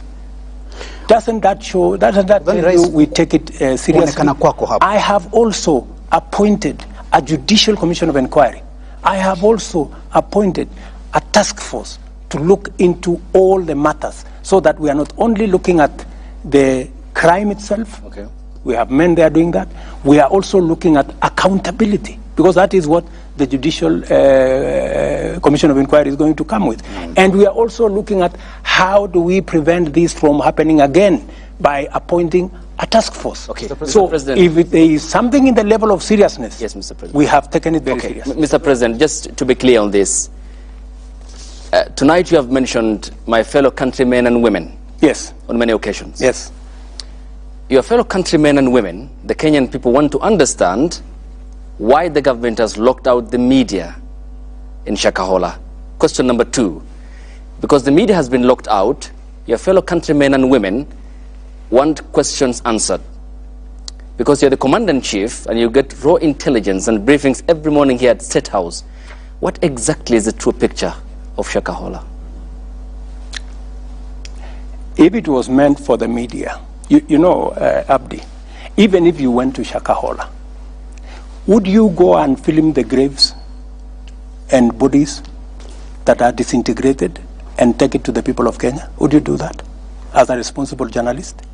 There are ethics that guide us. We can't do that. Yes. But why the blanket? Why the blanket? There is absolutely media blackout. There is absolutely, the scene that is there is not a scene to report. Yeah, the scene that is there is not a scene to report. And my friend, what would be there to hide about graves and dead people? Surely. Tell us the true picture now, because you get the intelligence, isn't it? I get the intelligence. And you label yourself as. But do you know why there is intelligence? Yes. There is intelligence because there is a limit as to how far you can go with intelligence. If intelligence was meant for the media, it wouldn't be intelligence. Okay, not the media per se. It's the Kenyan people who want answers. But you are the media. Hang on, Mr. President. There is a way I am going to communicate to the Kenyan people when the time comes. It's through us, the professionals in the media. That's why here we are tonight. You speak to the Kenyan people about a raft of issues. Now, the Kenyan people want to understand the concerns that they have about Shakahola. Can't you tell them, the sovereign people of the Republic of Kenya, about the truth? When the time comes for me to speak about Shakahola, I will, to the people of Kenya. When is that going to be? As it is, the people of Kenya will get information from the officers on the ground to the extent that that information can be shared. But it is not fair and it is not right, Abdi, for you to tell me that I come and broadcast intelligence information. You know that's not possible. Probably, even if you try, how? Mr. President, I just want to ask you this. You receive intelligence briefs, like my colleague Ayub says. We've seen people in this country being profiled on the basis of their religion. I have to ask you this, Mr. President, and I'm sure Kenyans would want to know. You've admitted that there was some complacency from security organs. Had this been done by another denomination, would we be talking about the same thing? Yes, we would. I have always refused the blanket condemnation of any religion. That is why when, for example, Alamin Kimathi was profiled and taken to as a terrorist and taken to Uganda. I am the one who went to speak to Museveni because I know Alamin Kimathi. And it is me going to talk to him. And Alamin Kimathi is a Muslim. I received him here at the airport after he was released. Because we must not allow the same way. I will not also agree that this incident is used against all the churches and all the religion. We must treat this, as I said today, as a terrorist, as a criminal, and he bears individual responsibility. But beyond that, because the name of religion has been used, that's why I have taken the extra step to ask religious leaders. We do not want another incident of this nature. So let us speak to ourselves. Let the church, let the religious bodies, let the Muslims sit down as religious leaders and come up with a self-regulation mechanism, the same way you guys in the media have a self-regulation mechanism, so that you avoid, because there are rogue journalists. True or not true? Yes, they are. They extort money, they do what, and they are reported to the Media Council, your organization, and their steps are taken, right? So we're asking that should be from where I sit, but I am waiting for their recommendation. If they tell me there is a different way of doing it, I will look at it. That's why. Rais, pengine uzungumze na Mkenya, manake hili ni swala ambalo tulishuhudia wakati ambapo watu walikuwa wakiokolewa pale. Kuna wale hata walikuwa wanakataa, wanasema ya kwamba wanataka kuniua, kumaanisha ya kwamba swala la dini na siasa ni mojawapo yale masuala ambayo yanafahamika kama emotive issues. Zungumza tu na Mkenya kuhusiana na umuhimu wa kuwa macho zaidi anapofuata hata dini fulani. Nataka niwaeleze ndugu zangu wa Kenya, tafadhali tuwe waangalifu. Kuna mafundisho ambayo yanaelekea mahali ambapo si pazuri. Ukisikia dini inaanza kusema usiende hospitali, usipeleke watoto wako shule, sijui dunia inaisha, sijui miezi 6, sijui miezi 2, ujue pale kuna kasoro.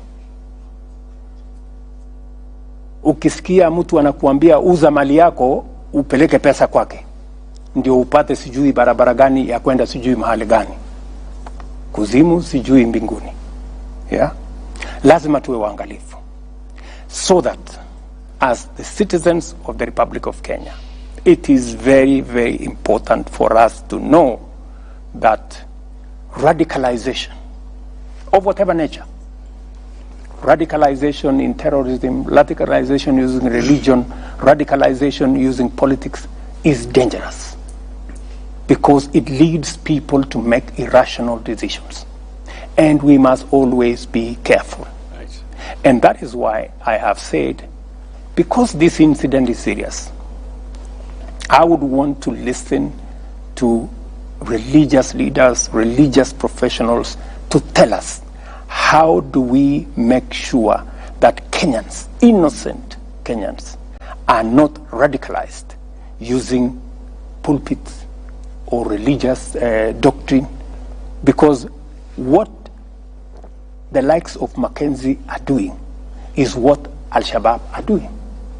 One using the Bible, the other one using the Quran.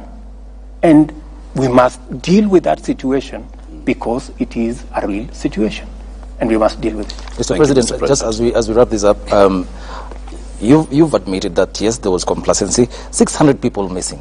That's a huge number. Someone somewhere must have known. What degree of complacency are we talking about? And are we going to see heads rolling? Oh yeah, because and that is why I have a judicial, because Judicial Commission of Inquiry will put people to account. The chief will have to account. The intelligence officer will have to account. The CID officer will have to account. Or the whole chain has to account. So people will be held to account, because this is not a simple matter. Thank you, sir. I want to take us back to, an issue that is of great public importance and interest, and this is with regards to the cost of living. Like you said, this is a hot issue, a hot potato issue. You have said, and you've been saying this recently, that before you took office, the cost of unga was at a certain price, beyond 200 bob. And since then, it has actually been coming down, and it's come down to the latest figure I heard you mention yesterday was about 170 shillings. Where is this 170 bob unga? And what specific interventions of your government are you crediting for that? What did we do? You know, to sort out the cost of living issue, there are two things. Increase production. That's why we're working with the farmers to increase production. We're supporting farmers with fertilizer, seeds, and as I told you, 200,000 additional acres of land have been put into production. So that's number one. Number two, increase supply at the moment. That is why we have imported close to 250,000 tons of maize. We have imported about 75,000 tons of rice. We have imported, I don't know the numbers, maybe 40,000, because I even had to speak to the Prime Minister of Ethiopia because they had some beans. We have had to import about 100,000 tons of cooking oil.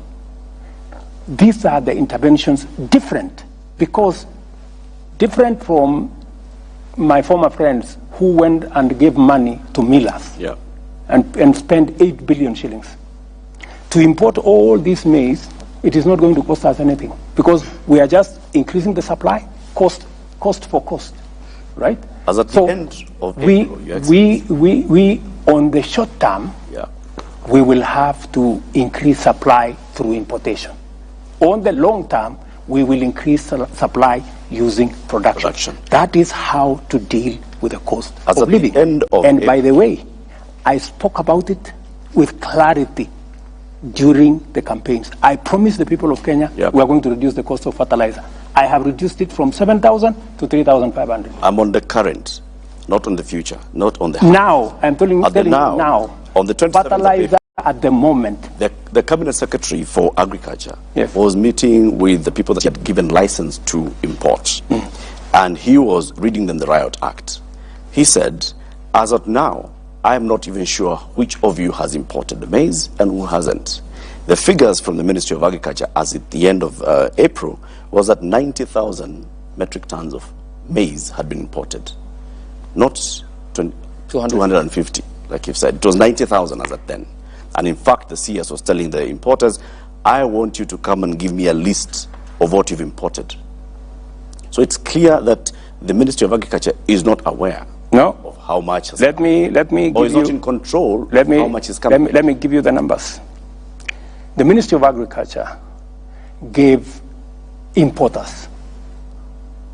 When I realized that the importers were not getting very far, I looked for millers and I sat with them here.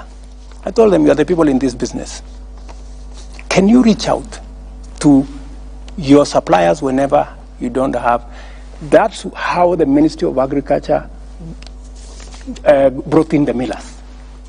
It was because of that frustration. Because the people that had been given the license to import failed to import. So we had to take the second queue. And I want to tell you, we have very patriotic millers, who have worked with us now. They have imported, the one I know directly, 100,000 metric tons. They have on the way another 100,000 metric tons. I don't know how far since those numbers were released the ministry has gone with the other millers, with the other importers. So we had to use a double-pronged approach because when you find that one is not working, you have to think. How much more do you need to do to bring the price below 150 to 100? That you can only achieve. In the short term? No, there is no short term. You cannot do it on short term. You know, you have to be realistic because the cost of maize worldwide, because of the dollar situation, is high. The only sure way, my good friend Latif, the only sure way to reduce the cost of living, to reduce the cost of food, is through production. And production, he has a question. Yes, tell me about. Well, Mr. President, there's a survey that was done by the Central Bank of Kenya that shows only 29% of farmers have received the government subsidized fertilizer. We're talking about over 70% of Kenyan farmers who've not been able to get subsidized fertilizer. We also have issues of decentralization. Some farmers have to travel for long distances. For instance, from, let's say, Embu all the way to Kitale, fertilizer. That's not true.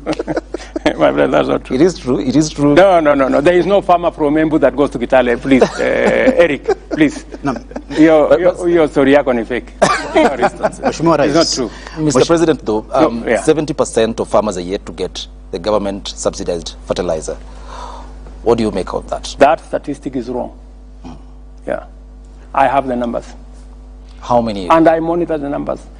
By, I think yesterday, actually I have it on my phone. I monitor every day. It is on an app. It is not possible for anybody to lie to me. What percentage? By yesterday, we had done 2.7 million. Yeah? Actually, farmers had paid by yesterday 9 billion. Meaning, we had almost spent about 6 billion of government money on fertilizer subsidy. And by the way, it is the first time. And I want you to bring a farmer on TV to say that they didn't get subsidized fertilizer and that they had to travel from Embu to Kitale to get fertilizer. Na Mheshimiwa Rais, tuzungumzie hili la siasa kidogo. Hiyo jana ulionekana kinara wa muungano wa Azimio Raila Odinga katika mazishi ya Mukame Kimathi, na baadaye mkakuwa pamoja katika uwanja wa Kasarani katika mashindano haya ya Kipkeno Classic, na mlishiriki jukwaa moja mkakosoana kwa heshima. Lakini wanasiasa wa pande zote mbili, serikali Kenya Kwanza na upande wa muungano wa Azimio, wanapokuwa katika majukwaa na wafuasi wao wanadhihirisha cheche, na baadhi ya wafuasi wanachukulia hili kama swala la uadui. Utawaambia nini anza kuishughulikia hiyo hatma? Kwanza pale tulikutana ni mahala pa mazishi, na ni kawaida kama viongozi, kwa sababu lile jambo ni jambo ambalo linatufaa sote tushughulikie, na ilikuwa ni nafasi nzuri ya pia kuzungumzia mambo yaliyoko katika taifa letu la Kenya. Pale kiongozi wa upinzani alisema vile aliona, akasema punda amechoka, akasema mimi siambiwi ukweli, ushuru nisipandishe, na mimi pia nikachukua muda nimueleze, na akasema ananijua, na ni kweli kwa sababu nimefanya kazi na yeye, tulikuwa pamoja katika chama. Pia nikachukua hiyo nafasi kusema pia vile ananijua na mimi namuelewa. Pia na kumsoma. Yeah. So, ikawa ni nafasi nzuri yeye aseme na mimi pia nikasema. Na pale pia nilipata nafasi ya kueleza wananchi wa Kenya kwamba hili propaganda, serikali hii tu kazi yake ni kuongeza ushuru, nikamweleza tumepunguza ushuru zaidi ya ile tumeongeza. Tumeondoa bilioni 15, bilioni 500 ambayo ingekuwa katika budget kama wao ndio wangeendesha serikali. Tumeondoa ushuru kwa mambo ya fertilizer raw material. Tumeondoa ushuru kwa mambo ya clinker, kwa simiti. Tumeondoa ushuru kwa samaki. Tumeondoa ushuru kwa mambo ya furniture. Tumeondoa ushuru kwa mambo ya mahospitali, equipment ya hospitali. Tumeondoa ushuru kwa chuma na simiti, kwa sababu tunataka kukuza manufacturing yetu. Tumeondoa ushuru katika sehemu karibu 15. So sio kweli hii porojo inaendeshwa na wenzetu wa upinzani wakisaidiwa na vyombo vya habari kwamba serikali hii inaendesha tu mambo ya kuongeza ushuru. Sio kweli bana. Na utawaambia nini vijana ambao ni wafuasi wenu kutoka pande zote mbili, upande wa Kenya Kwanza na upande wa Azimio, ambao wanachukulia tofauti zenu za kisiasa kama uadui ama swala la kufa kupona? tofauti za siasa ni tofauti ya maoni na tofauti ya sera. Nilimweleza ule ndugu yangu na namheshimu kwa sababu ni mzee, namheshimu kwa sababu ni kiongozi. Nikamweleza kwa heshima ya kwamba wewe unaamini kusubsidize consumption, ambayo ni njia moja, lakini kwangu mimi ni njia bure. Mimi naamini kwa kusubsidize production. Ndio tofauti, maoni tofauti. Lakini baada ya ile mkutano, si tulikuwa pamoja Kasarani, tukaendesha tukaona riadha ikiendelea, na naibu wa rais hakuwa pale Kasarani. Leo tukakuwa pale. Mlifanya mazungumzo yote ya kando kuhusu masuala ya kitaifa? Tulikuwa hapo mzungumza chochote kuhusu? Wacheni fitina bwana. Mr. President, uwepo wako na ukaribu wako, msisome mambo ambayo hayako. Uwepo wako, wewe mzungumza chochote kuhusu mazungumzo kati ya serikali na Kenya Kwanza na Azimio? Wewe unasema my deputy hakuwa Kasarani. Huyo amesema. Ni mimi ndiye nilisema. Sasa nakuuliza wewe, alikuwa amekuambia atakuwa Kasarani? Ndio ukasema mbona aliniambia atakuja Kasarani? Picha iliyotambwa mtandaoni na inazungumzia na Wakenya kwamba ukaribu wako naibu wangu wa rais alikuwa na shughuli Nyeri na Raila Odinga. Sasa ulikuwa unataka aje Kasarani afanye nini? Na alikuwa na shughuli Nyeri. Okay, Mr. President, je, kuna tokota mkono wa heri wa handshake kati yako na Raila Odinga? Waona jana na hata leo. Allow me, Mr. President, to get to the substance element of that conversation in Nyandarua County yesterday. And you premised your government on growing the revenue streams and scaling down on borrowing. That's what you campaigned on. Absolutely. Okay. And I am spot on. Okay. Allow me to quote this treasury data, which shows between October and April, that is last year until April the previous month. Treasury data shows that the new administration, the Kenya Kwanza administration, tapped into loans worth 425 billion Kenya shillings, which is more than 434.6 billion that the Jubilee government borrowed in the same period when it came to power in 2013. You are therefore above by what Uhuru borrowed at the same period by 17.4 billion Kenya shillings. Why the contradictory position? Yeah, it's not contradictory. Why borrow more? The budget, my friend, we are using is Uhuru's budget. The budget you will hold me to account is the one we are discussing. You know, when you have a budget in place, even if you came into office today, unless you go to parliament to change the way the budget is funded, you can't. They had budgeted to borrow in that budget. They had budgeted to borrow 1.1 trillion. I came using the supplementary budget, I cut it down by 300 billion, right? But you see, the train had left the station. So the borrowing was more because in the budget that was read and passed by parliament, it was meant to be more. All I did is that it wasn't as big as they had anticipated. They had actually wanted to borrow 1.1 trillion. Your Excellency, which I cut down. Budget deficits as at June last year for the current financial year, the budget deficit that had been approved by Parliament was 833 billion shillings.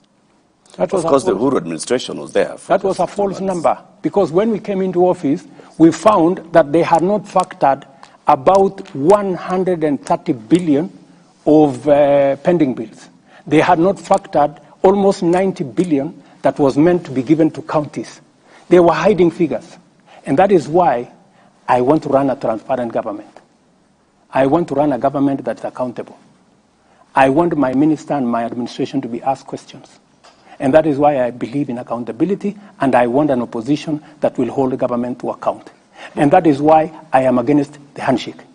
Because in a handshake situation, there is no accountability. That is how a government can hide borrowing the way it was hidden in the last budget. What then will you tell the people? If I look at just the figures of the deficits and how much it keeps fluctuating, at the beginning of a financial year, there is what the National Treasury takes to Parliament, and it's approved as a budget and a deficit. And if I look throughout the year, it always gets adjusted halfway through or midway through the year. 2014-2015, the approved deficit was 417 billion shillings. By the end of the financial year, it had risen to 533 billion shillings, a jump of 28%. If I just go into another one, 2018-2019, the approved The deficit was 608 billion shillings. It jumped to 734, 21% jump in deficit. This time, you're going to Parliament seeking a deficit of 664 billion shillings and saying, I want to borrow and stay within this. Are you telling the people of Kenya that the Kenya Kwanza administration in the first year will not go back to Parliament and seek to borrow more than 664 billion? Let me first explain why when government says we are going to have this deficit, sometimes they have to borrow more because what they had anticipated to collect, they could not collect. Correct. That's why collection is very important. Number one. Number two, sometimes the measures they want to use to raise the revenue, sometimes they don't pass in Parliament. So if a certain measure that was supposed to raise 20 billion does not pass, then you have 20 billion short. Then you have to borrow to cover that 20 billion. So that's why sometimes it has to change. I want to tell you, I will do my very best, by God's grace.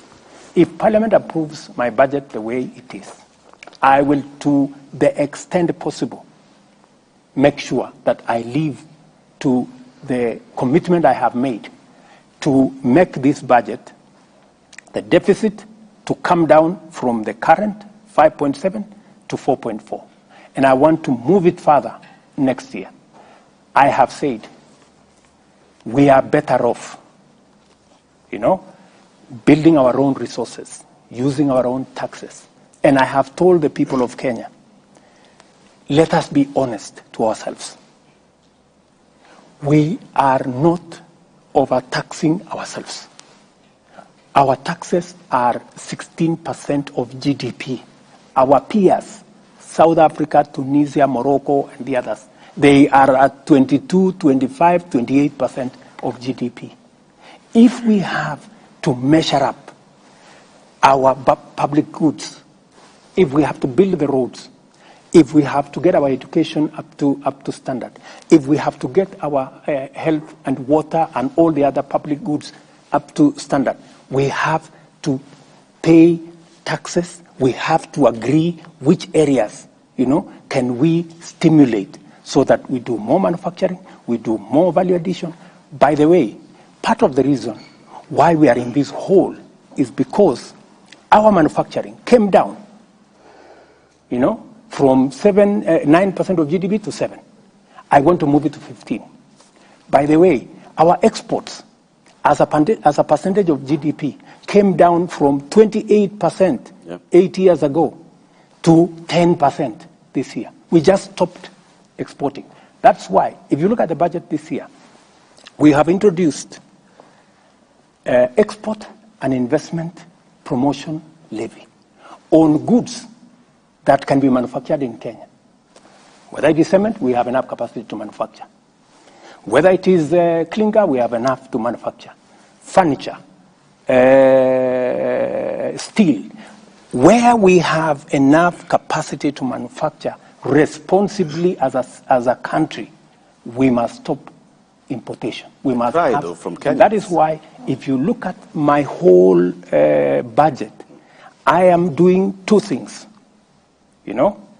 Where we cannot avoid, we raise taxes that are paid by the majority of Kenyans, like VAT on fuel. What we have also done, we have reduced RDL, Railway Development Levy, from 3.5% to 2.5%. We have reduced IDF, import declaration fee, from 2% to 1.5%. We have also reduced many other taxes because I am sensitive that we have to be careful how we tax.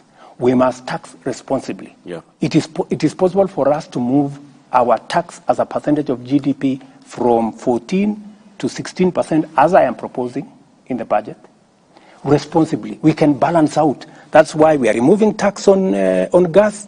We are adding tax here because we want to balance. And we want to make sure that everybody, for example, let me give you another example. We have reinstated, before before COVID, turnover tax was 3%. During COVID, it was taken to 1%. We have reinstated it because COVID is behind us. Because we want also the people in the micro and small enterprise space to pay a little bit of tax. This tax cannot be paid for by a few people. We want to spread it.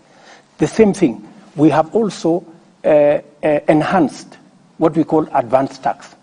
The tax you pay for your car, for my car, for all these vehicles we are driving, from 3,000, which was put in 2010. Now, 12 years later, my friend Latif, we've increased the number of roads. We have increased our bill on roads. We've increased it from 3,000 to 5,000 per year. So these are measures, and so we want everybody to carry a bit of the tax. But we have reduced tax on pharmaceutical manufacture. We have reduced tax on manufacture of building products, building materials, so that we can also grow our Mr. local. President, the main concern also accompanying all this is a concern from Kenyans from what they see the government doing, which is what Lofty had asked earlier, the government appearing to spend excessively. How do you back on the excesses of the government? Your own economic advisor, David Day, has said it publicly. He's gotten into government and he's seeing there's excessive. And David is speaking the truth, and that is why we have cut down on unnecessary expenditure. That's why we were able to reduce the budget by 300 billion.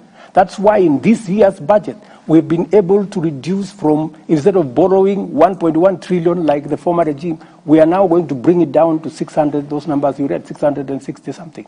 So we are responsible. Okay. You're telling me you increased 90 million that was borrowed by State House. Yes. You know what used to happen? The office of the deputy president has been shut.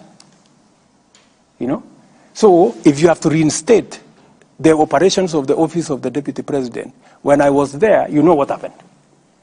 The office was, I was paying from my own pocket fuel for my cars. I was paying for tea in my office. I was paying for allowances for my drivers and everybody.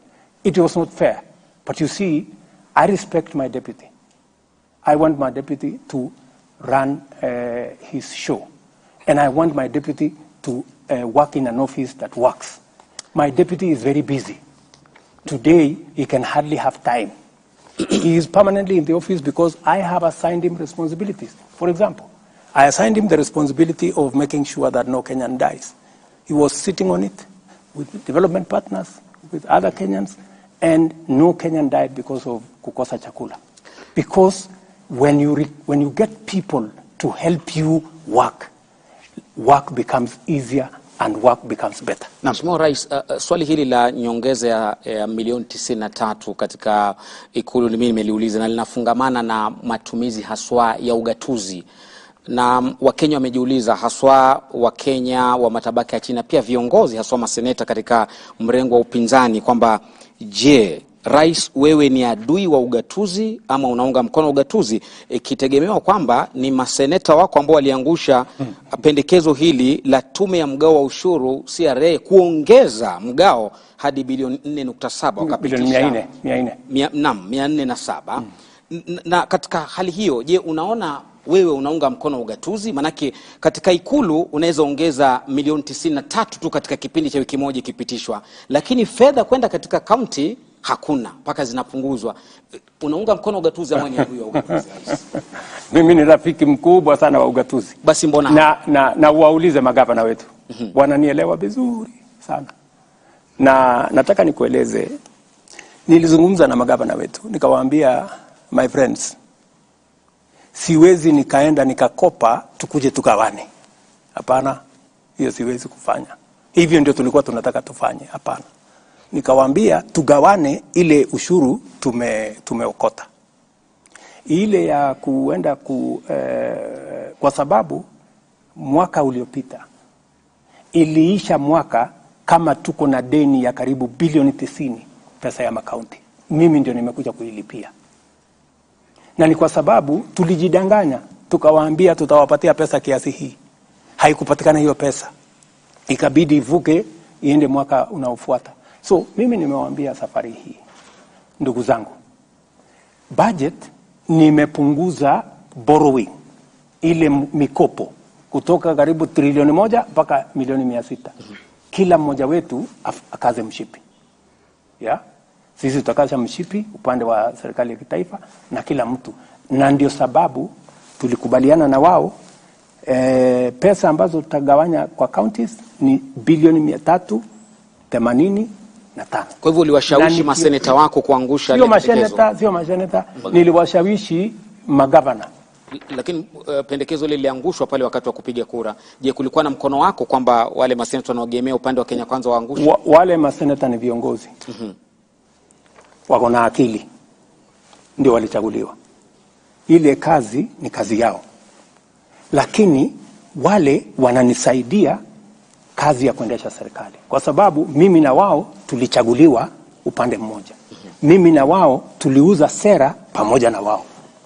Kwa sababu ni viongozi wa Kenya Kwanza na wanaelewa mpango wetu na wanaelewa budget yetu na wanaelewa kiasi ya pesa tuliyoko nayo. Na mimi nataka nikuulize, kwani wale magavana hawatoki kwa county?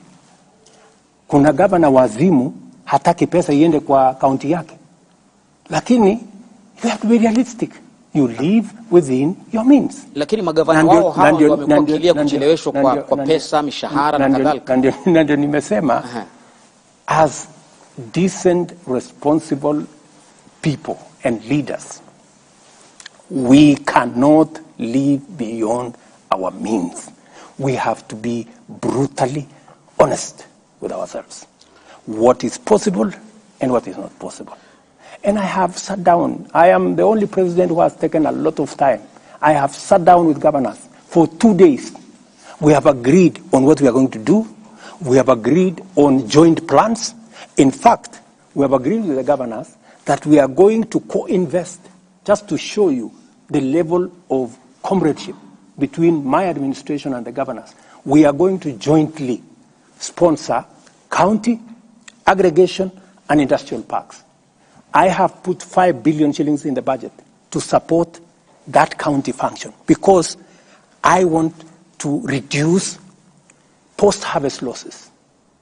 I want to bring on board value addition because that will happen if there is a partnership between the counties.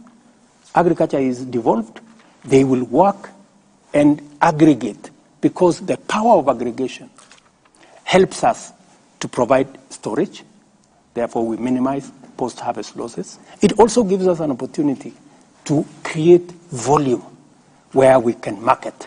And number 3, it gives us an ecosystem for us to value add so that we can take it forward. And by the way, in those, just let me finish. In those county aggregation and industrial parks, we have also linked them to commodity exchange and warehouse receipting so that counties can be linked. So that, because, you know, the problem we normally have is there is plenty in one corner of the country and there is scarcity in another corner of the country. And in between, there is no mechanism of how do you make sure that you close the gap between where you are in another corner, food is going to waste because it is too much and it cannot be absorbed. On another corner, people are dying or people are hungry because they didn't have food. So commodity exchange and warehouse receipting is going to link the county aggregation and industrial. I have a direct question on that, Mr. President. So 385 billion shillings is the proposal to go to counties as revenue share. And then there's the extra conditional grants at 44 billion shillings. Correct. Foreign finance projects at 33 billion shillings. County industrial parks at 4.7 billion shillings. Exactly. Medical equipment scheme at 5.9 billion shillings. County headquarters 454 million shillings. And some money coming from the judiciary 108 million shillings. It comes to 429.7 billion. Now, all the others that have mentioned sound like the national government giving money to the counties to do the national government's work. Why not give counties 429 billion shillings to determine where they want to invest their money? It is the nature of the law. The law provides some of those resources come from development partners. and we negotiate with development partners, sometimes it is we have to receive the money as national government, because sometimes development partners cannot go and sign 47 agreements. They prefer to sign one agreement with the national government on the understanding that this money will be passed to the counties. So it is just an accounting government procedure that dictates that some of the time we do that. Some of the grants, is exactly what I was telling you. Yep. We are providing 5 billion shillings. 4.7 billion, the one you have read, will go to the county. In fact, that's a county function. It's not a national government function. Exactly. I am supporting the counties to do what they are supposed to do. But I am telling them, I am not giving you extra money. Because I have an interest in the county aggregation and industrial park. Because I want to make sure, because sometimes you send the money to a particular county and they go and decide to do something else. They go pay salary, they go for a trip to where, so that we don't want. They are accountable. They are accountable. They have Precisely. their own means of accountability. Precisely. You should not be determining what they do with the money. Send the money to them. The Senate will discuss the county allocation of revenue and pass it. That's not how it works. According to the formula by CRA, the money goes to the counties. That's not how it works. Why do you want, Mr. President, the national government to determine what projects are going to be done by functions that are devolved? We have already agreed in advance. We have already agreed. And by the way, I was here with the chair, Anne Waiguru, and her deputy, the governor of Wajir. Day before yesterday, I think, I was here with them. And they came for us to agree what is the procurement model of that particular exercise. And I told them the county will procure. Let the county, every county should procure the county aggregation, how it is going to be built. All we have agreed with them. The same way we agreed on the design of all our TVET institutions. We have agreed on one design for the county aggregation. For what purpose? Number one, for standardization. Number two, to avoid another architect going to charge 20 million because they have gone to some place. And so we are approving one generic design. And that is the design that is used everywhere. We have done it with Tibet. It's very successful. Number three, we have also agreed for purposes of accountability how much it's going to cost. We have done a BQ so that somebody does not go and sit somewhere in Kisumu or in Eldoret or in somewhere and say, this thing has cost 600, 700 million. We know the cost. So we have agreed ahead of time. This is going to be the cost. You procure. This is the BQ. This is the design. There is no other cost.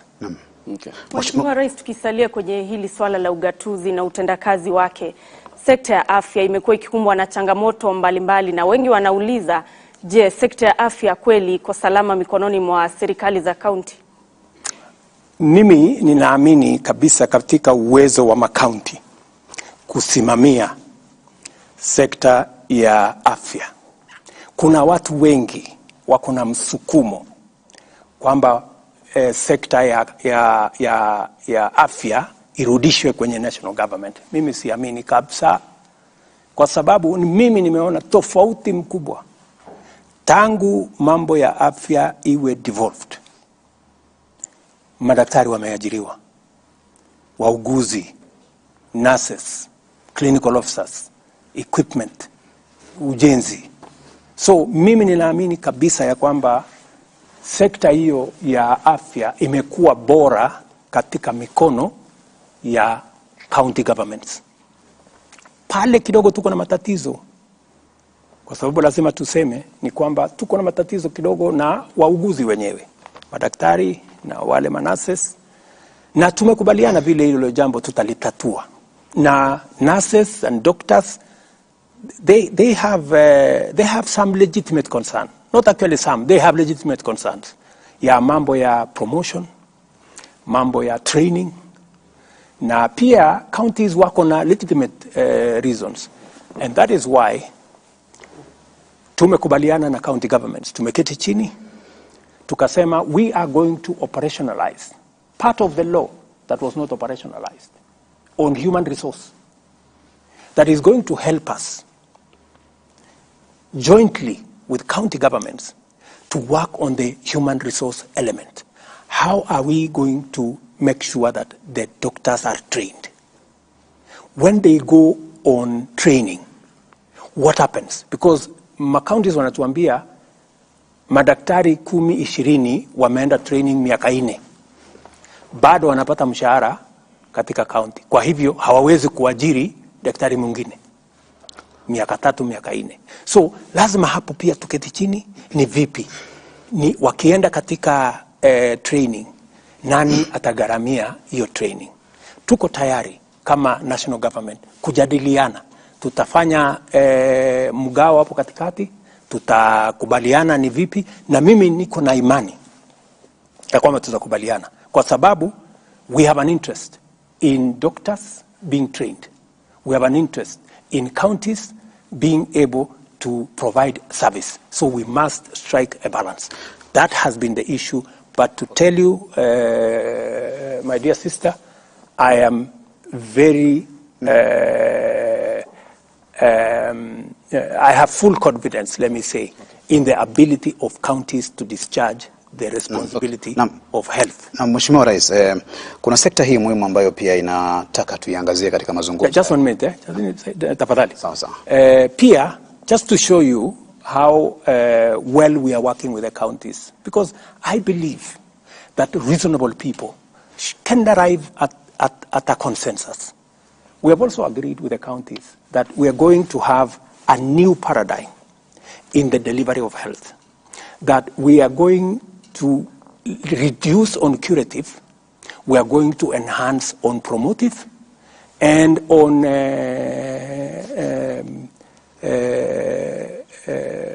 preventive. Those two, on preventive and promotive. And that's why we have agreed with them that jointly between the national government and the county government, under the new plan that I am pushing, we are going to change what we call today community health volunteers. We're going to change them to community health promoters so that we can pay them a stipend and we can also equip them.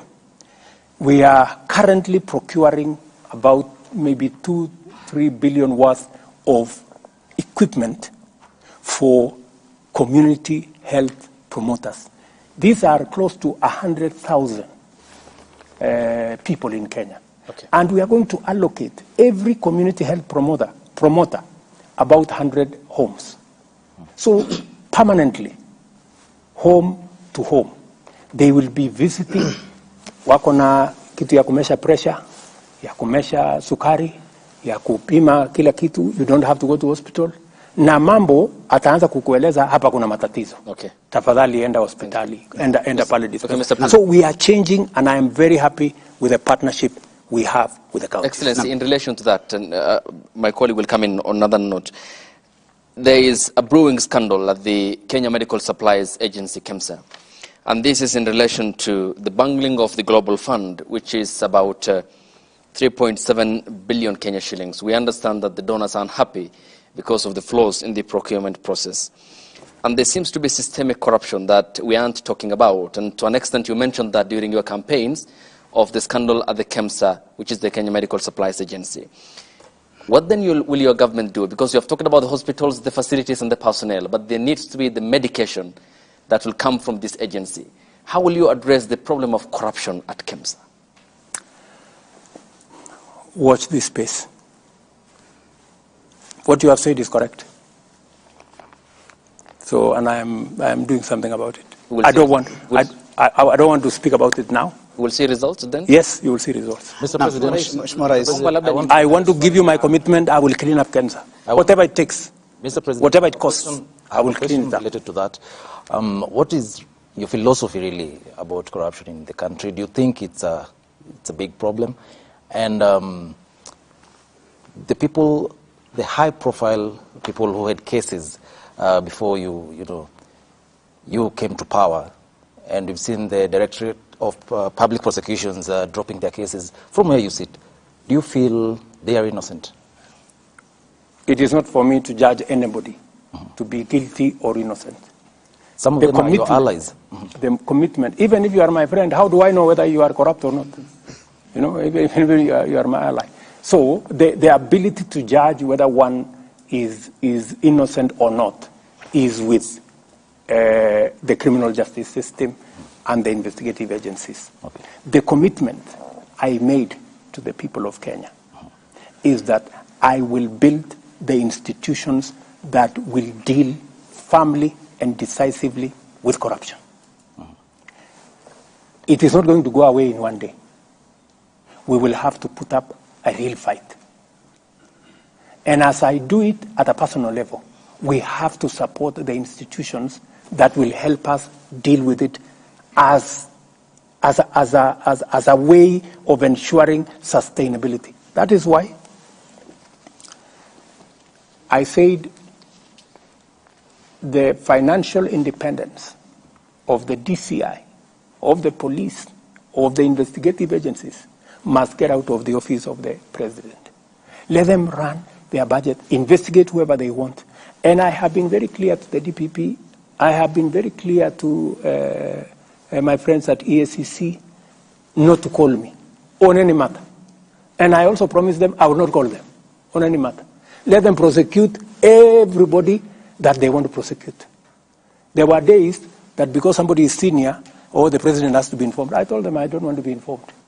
If somebody has been found guilty of anything, they should be dealt with in accordance with the law.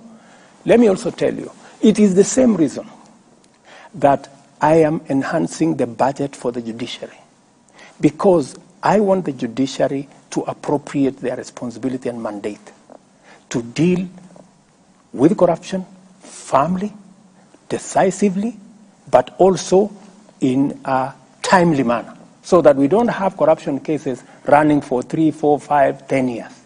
They must be dealt with expeditiously.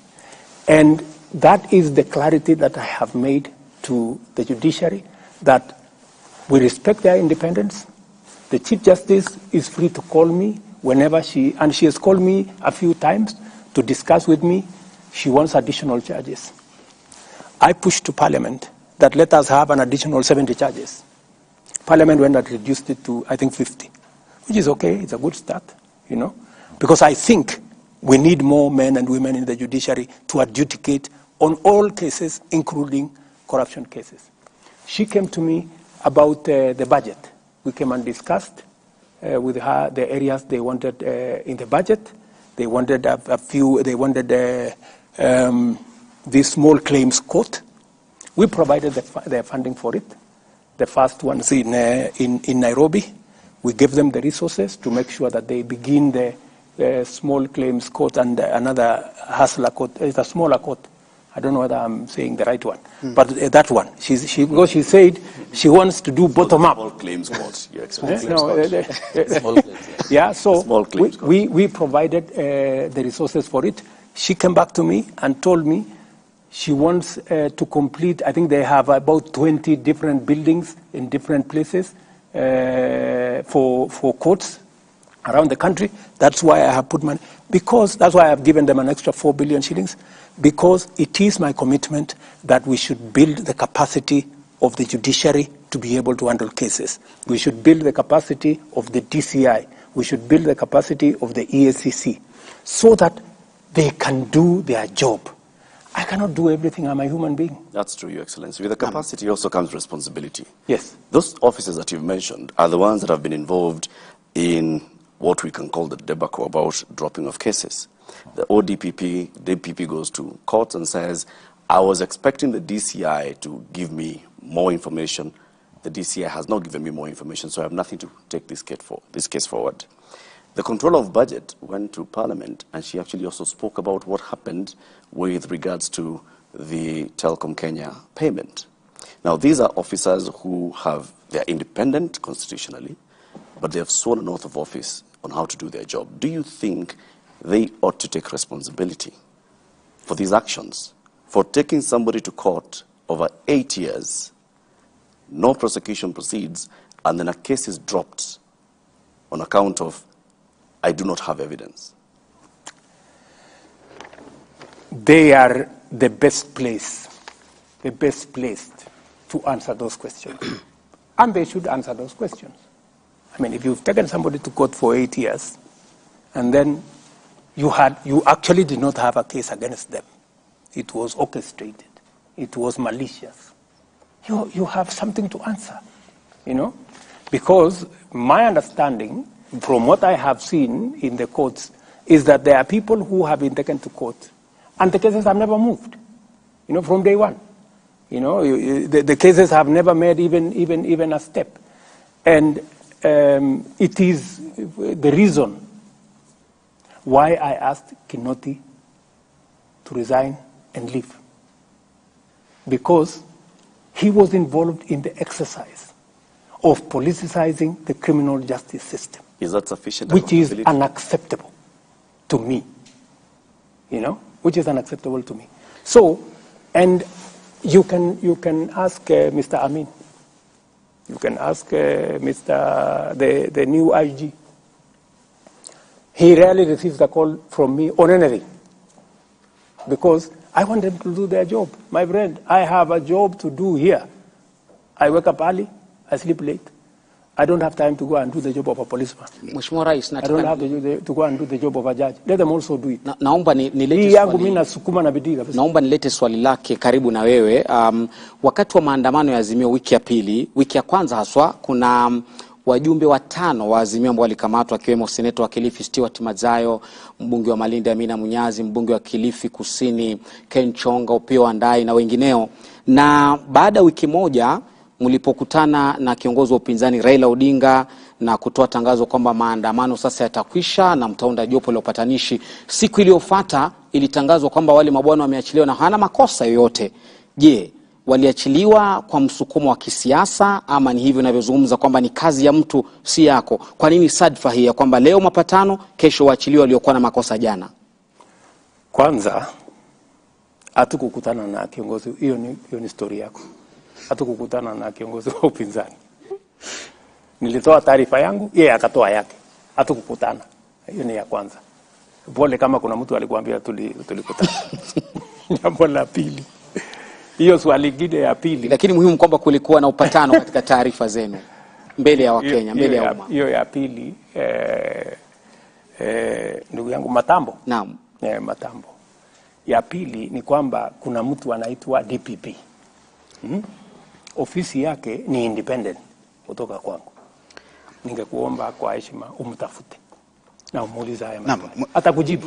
I am sure you will answer. Hili swali wa Kenya walijiuliza, ndio maana mimi nimekuuliza kwa nini sadfa. Mimi nilifanya yangu ya kama rais. Mimi nilisema kwa sababu hawa ndugu zetu wamesema ya kwamba wanataka wacha niseme hivi, sitaki kusema sana.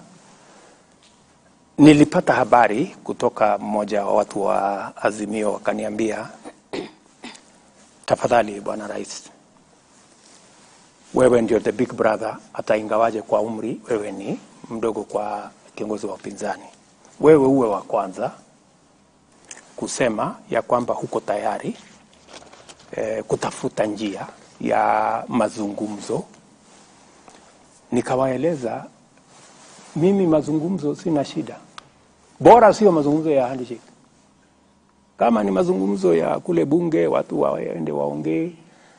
Hii maneno mnasema 7, sijui maneno mnasema sijui nikawaambia hii IBC tuko tayari. Mimi sina mtu pale ambaye nimemweka kwa sababu yeyote. Kama tutakubaliana ya kwamba Public Service Commission haifai kutoa mtu, ama political parties haifai kutoa mtu, tubadilishe sheria, museme mnataka nani atoe huyo mtu ambaye atakuwa katika hiyo panel. Me, I have no problem, I have no interest. I did not select even one person. The list was brought to me. Mimi nikakuja tu nikatia sahihi, nikasema LSK walileta mtu wao, interreligious walilete mtu wao, political parties walilete watu wao, Parliamentary Service Commission walilete watu wao, public service. Mimi hakuna mtu ambaye anasema anachaguliwa na rais kwa hiyo jopo. So mimi nikawaambia sheria ndio inasema. Mkibadilisha sheria, mtafute mbinu mpya, mniletee. Mimi nitakubali. Yes. Bwana Rais, Mheshimiwa Rais, napenda kurudisha kwa kimombo just a minute before my colleague goes ahead with that question. In relation to that, to what Lofty has asked about, the demonstrations and that period before you had an agreement with the former PM, Article 37 of the Constitution talks about the right to picket.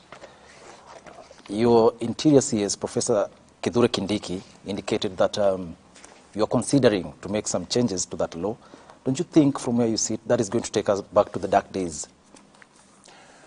I don't think you can take away the right of any citizen to picket.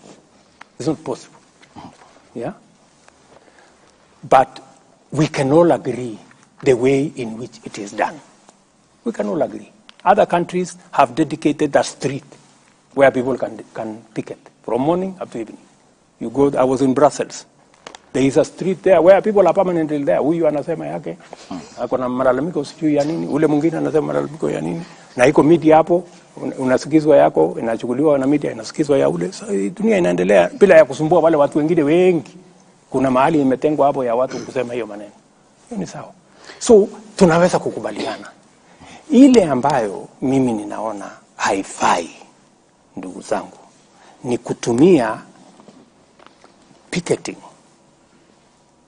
kuzusha ghasia na fujo na vita, kuharibu mali ya wananchi. Nobody has any right, my good friend. Nobody has a right. Hata kama biashara ni ya mama mboga hapo, unaenda unakanyaga mboga yake. Wameenda sijui pale hapo Kisumu, jamaa moja wameenda wakakula viti yake kwa restaurant yake, ule jamaa alikuwa analia machozi hapo nje. Wameenda sijui supermarket nyingine hapo Utawala ama ilikuwa ni wapi pale Mbakasi, wameloot. That's not picketing. That's criminality. And those hiyo maandamano yote si kuona any peaceful maandamano, ilikuwa ni fujo, vita, ghasia nini. So it's not working. So we need to agree, the right to picket must be protected. Okay. Naam. But the how is important. Mheshimiwa Rais, vijana, mashabiki wa spoti na vile wachezaji wanasema tusiwasahau katika mazungumzo ya siku ya leo. Michezo inaleta jamii pamoja. Hili umekuwa katika derby ya mashemeji na jana ulikuwa katika mashindano ya Keep Keno Classic uwanjani Kasarani. Serikali yako inafanya nini kuhusu kuinua talanta na vile ujenzi wa viwanja? Kesho kwa mfano nitapokea habari ya ile commitment nilifanya kwa watu wa Kenya ya kwamba nitaweka umuhimu katika mambo ya michezo katika taifa letu la Kenya. Nilisema tutajaribu kuhost Africa Cup in 2027. We are launching our bid on Wednesday, right? I was part of the people who came up with the sports fund because we wanted to reward, we wanted to create, because we have talent in Kenya. We have arts, we have the creatives, we have the sports talent in Kenya. We wanted to find a mechanism of promoting. That is why mimi nimelaumiwa sana. Wewe ulisema nini? Stadium. Wewe ulisema stadium. Sasa mtaniuliza mambo ya stadium na nitawajibu because I am now in charge. Tupe jibu. Na niko na mpango, nimemwambia Babu na Mwamba atengeneze master plan. You will see a big difference. Okay. Yeah? And already we are doing something about our stadia, right? So we are going to invest in the infrastructure. We are also going to invest in the training. We are also going to invest in the positive profiling of sports. When I came into office, the first thing I did, I told Babu na Mwamba, enda mpaka utafute watu wa FIFA mahali waliko. We cannot continue to have our country banned by FIFA. And within 4 months, ban yenye ilikuwa hapa for 2 years, we removed it. Today, we have come back. I also told Ababu na Mwamba, we were almost being banned, mambo ya athletics, kwa sababu ya mambo ya doping. We have invested $5 million, almost 600 million shillings, to make sure that we have the ecosystem to test our athletes. I think they do it now almost every week, to make sure that doping is not part of our sports. So I am very clear on where I want to take sports. In fact, you heard me announce that we are going to have a bottom-up tournament from the world. Yenye tutafanya finals tarehe 12 December, because we want to grow sports. I have also said, Abdi, that how do we positively profile, kwa sababu watu walikuwa wametoroka hata kwenda kiwanjani. Yeah? So I am now going to work with KBC. I am going to talk to CA. I am going to talk to various sponsors so that we bring back the televising of all our sports, of our tournaments, of our league, and provide additional resources so that we create the unity, as my good brother here has said. All right. Sports brings us together. Okay, thank you, Mr. President. And allow me to take you back to the event in Nyandarua County yesterday.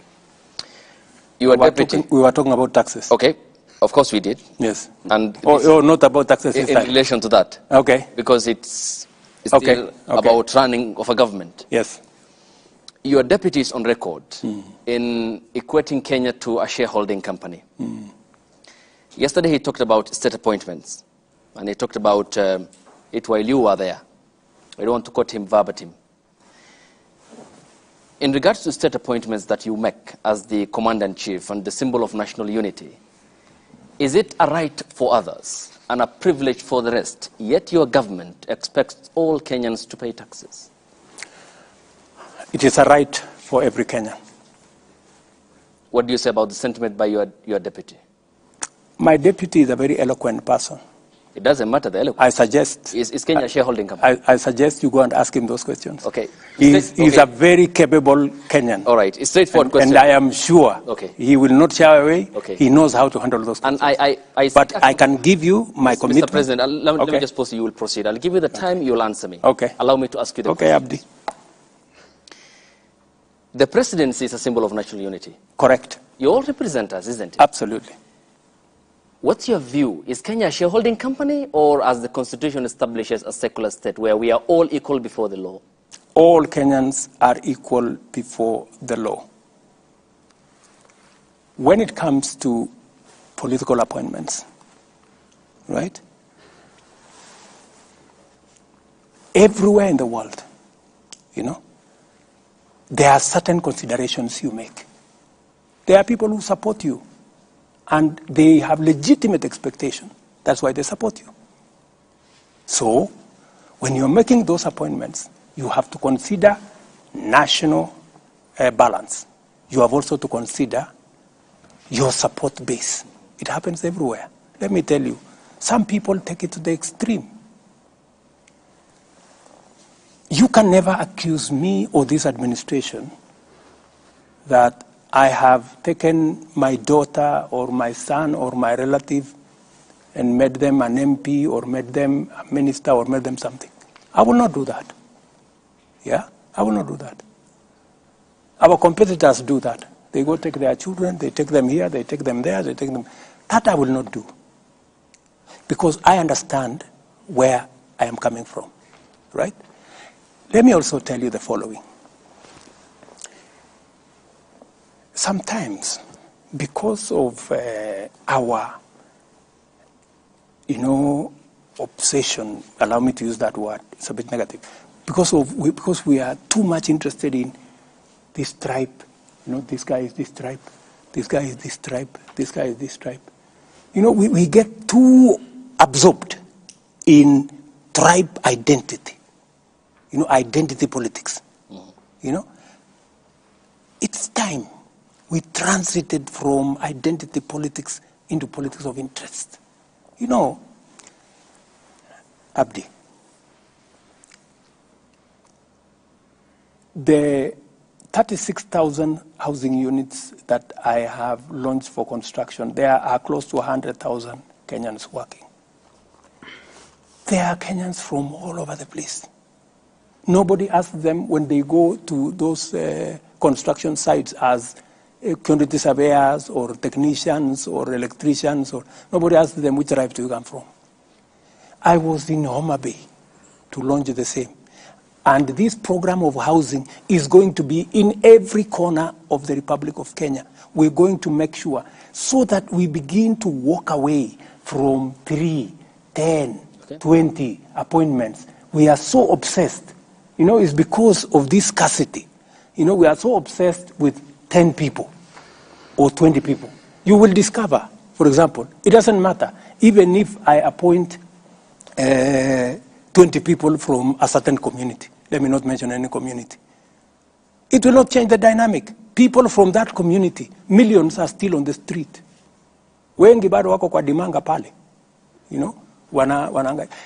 How do we, Abdi, how do we, instead of arguing about 3, 4, 5, 10, 15, 20 appointments, how do we create the ecosystem that will employ Kenyans in millions? Kenyans in every part. Right. How do we make sure that we have a program in Kakamega that will employ 10,000 young people? We have a program in Kwale. That is the program I'm looking for. And that is why, Abdi, I am telling you, and I want to persuade my fellow countrymen and women, please, let us invest our resources in projects and programs that will create 3, 4, 5 million jobs for the people walking in our streets, our own children, our own blood and flesh walking the streets. Don't walk away from them. Don't say, I have a job. How is it my business to bother about the fellows who don't have a job? Right. I mean, surely, we have a responsibility, Abdi. You agree with me? We have a responsibility. Okay, we have a responsibility. Yes, we do. Taking you back from that housing element, you have parachuted into that. Yeah. And it seems to be. It's because I am very passionate about it. Seems to be because I see an opportunity for this country to change. Thank you. It seems though it looks like a semantic evasion. Final question on this. Yes. Because it's still on appointments. You said the expectation from those who supported you during the campaigns, and you have to place them somewhere in your government. Good example. Hypothetically, we are seated here. Mm-hmm.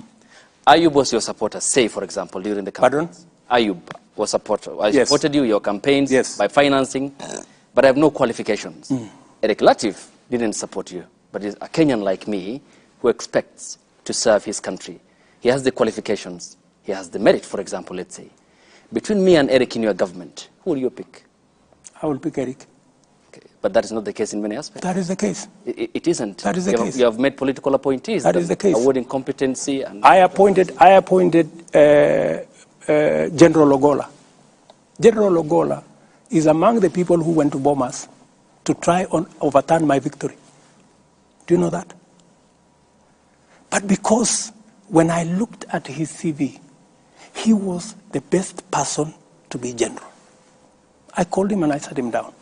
I told him, my friend, you went to Bomas to try and overturn my victory. But because you are the best person to be general, I'm going to give you the job. That is how it works with me. That's why I told you, if a person has the qualification, if he is the best for the job, I will give him the job. But that is the military. There's a code of conduct for the military and how politics works in Kenya, Mr. President. Let me tell you, my friend, I had the opportunity. I could have appointed anybody. I had, I think, 10 choices. I didn't have to. You know, there are people who say, oh, you know, William Ruto appointed Ogola because he was the deputy CDF. That's not the case. I made the decision consciously. And I made the decision against the advice of many people. Many people told me, you should not give this, you should not reward this kind of behavior. Okay. But, you know, I also must be sensitive. What exercised my mind? This gentleman has a good track record. And in fact, when I spoke to him, and it's not something that I should be talking about, but because you have asked a good question. What exercised my mind is this gentleman, yes, he may have made a mistake. Maybe because the commander-in-chief that time told him what to do. Maybe he... And when I talked to him, he told me, I have no defense. He told me, I have no defense. You do with me whatever you want. I cannot defend. It was wrong. What I did was wrong. Yeah? I am also conscious. My good friend Ayub. I'm also conscious that since independence, there is nobody from Nyanza who has ever been CDF. And it also played in my mind that I don't want a situation where a whole community think they cannot occupy a certain office. So many things that are part of my system overweighed the mistake he had done. Okay. You know? So I want to tell you that I make very sensitive appointments. I make very deliberate appointments. Many of the appointments, of course, that do not have to directly require my signature. Many of these managing directors, I don't know who, they are interviews all over the place. Okay. You know, so, and when a panel decides, for example, I was brought a panel that interviewed the CEO of museum.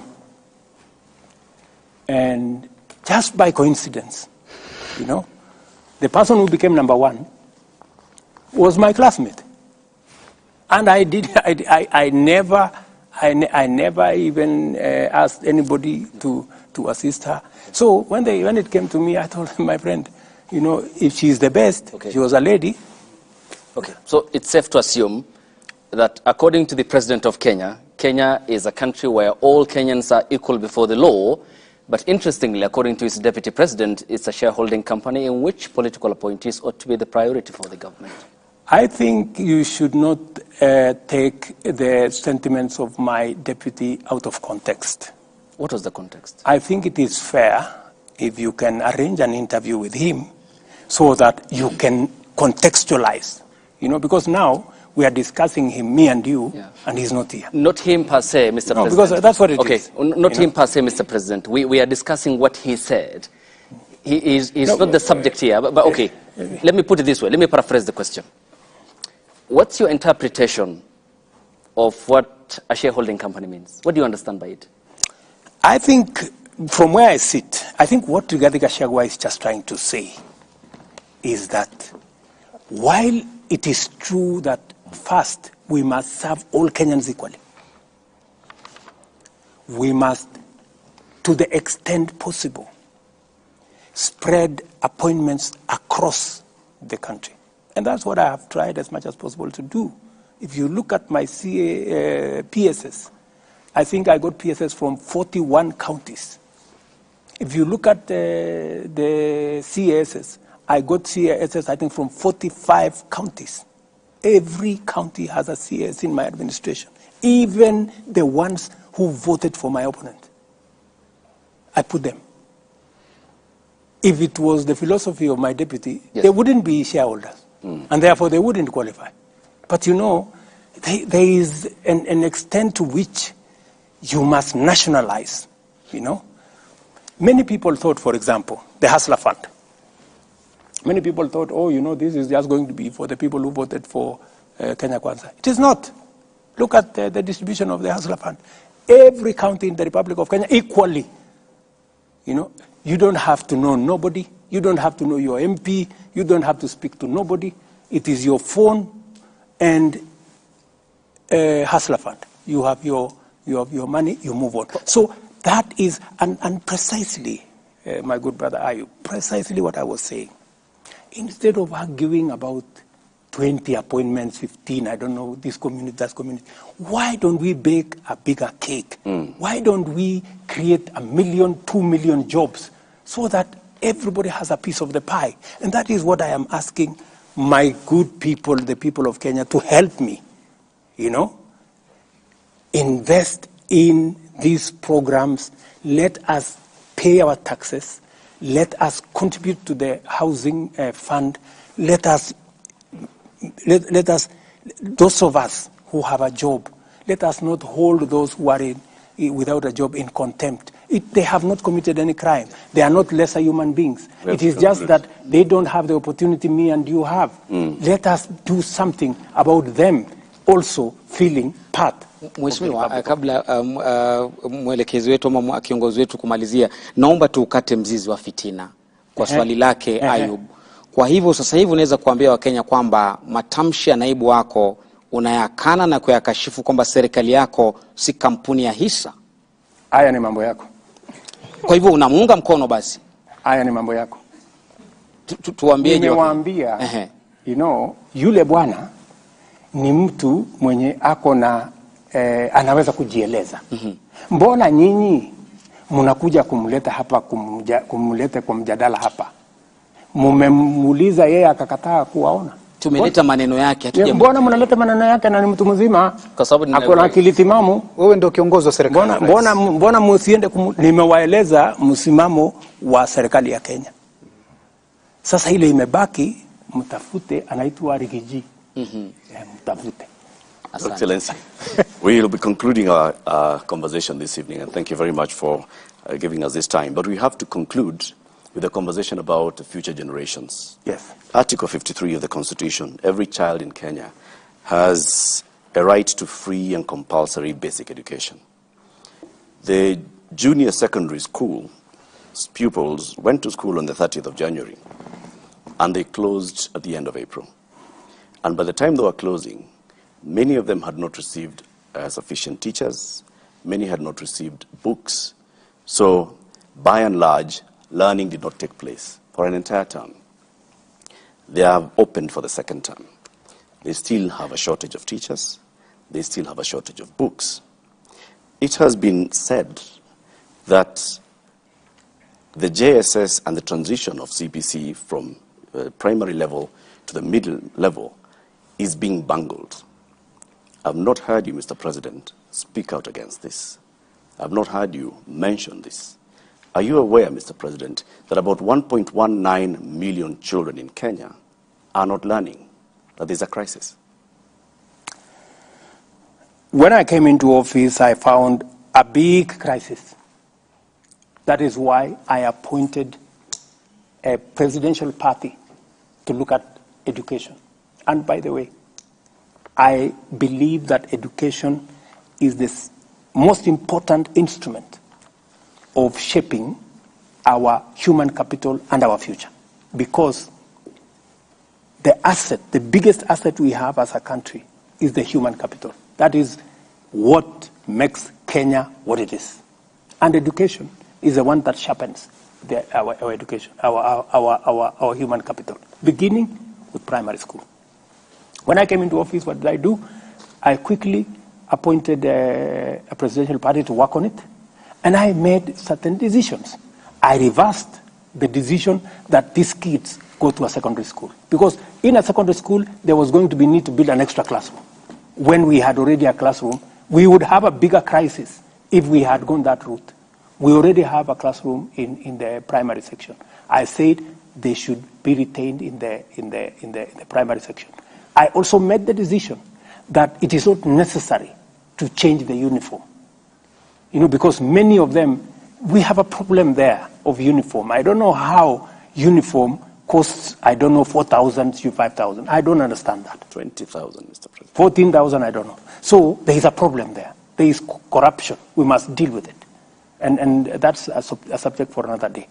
So I made that decision. I also made the decision to hire 35,000 teachers, the largest ever, right? Because there was a need. I went ahead because that whole education ecosystem, we are working on refining the CBC to make sure that it is not overloaded. We've agreed on some of the elements. We are working on some of the elements. In fact, the bigger problem there was, and I had to talk to TSC, Madam Nancy Macharia, was that some of the teachers had not even been paid. I asked them, is it a question of money? It was not a question of money.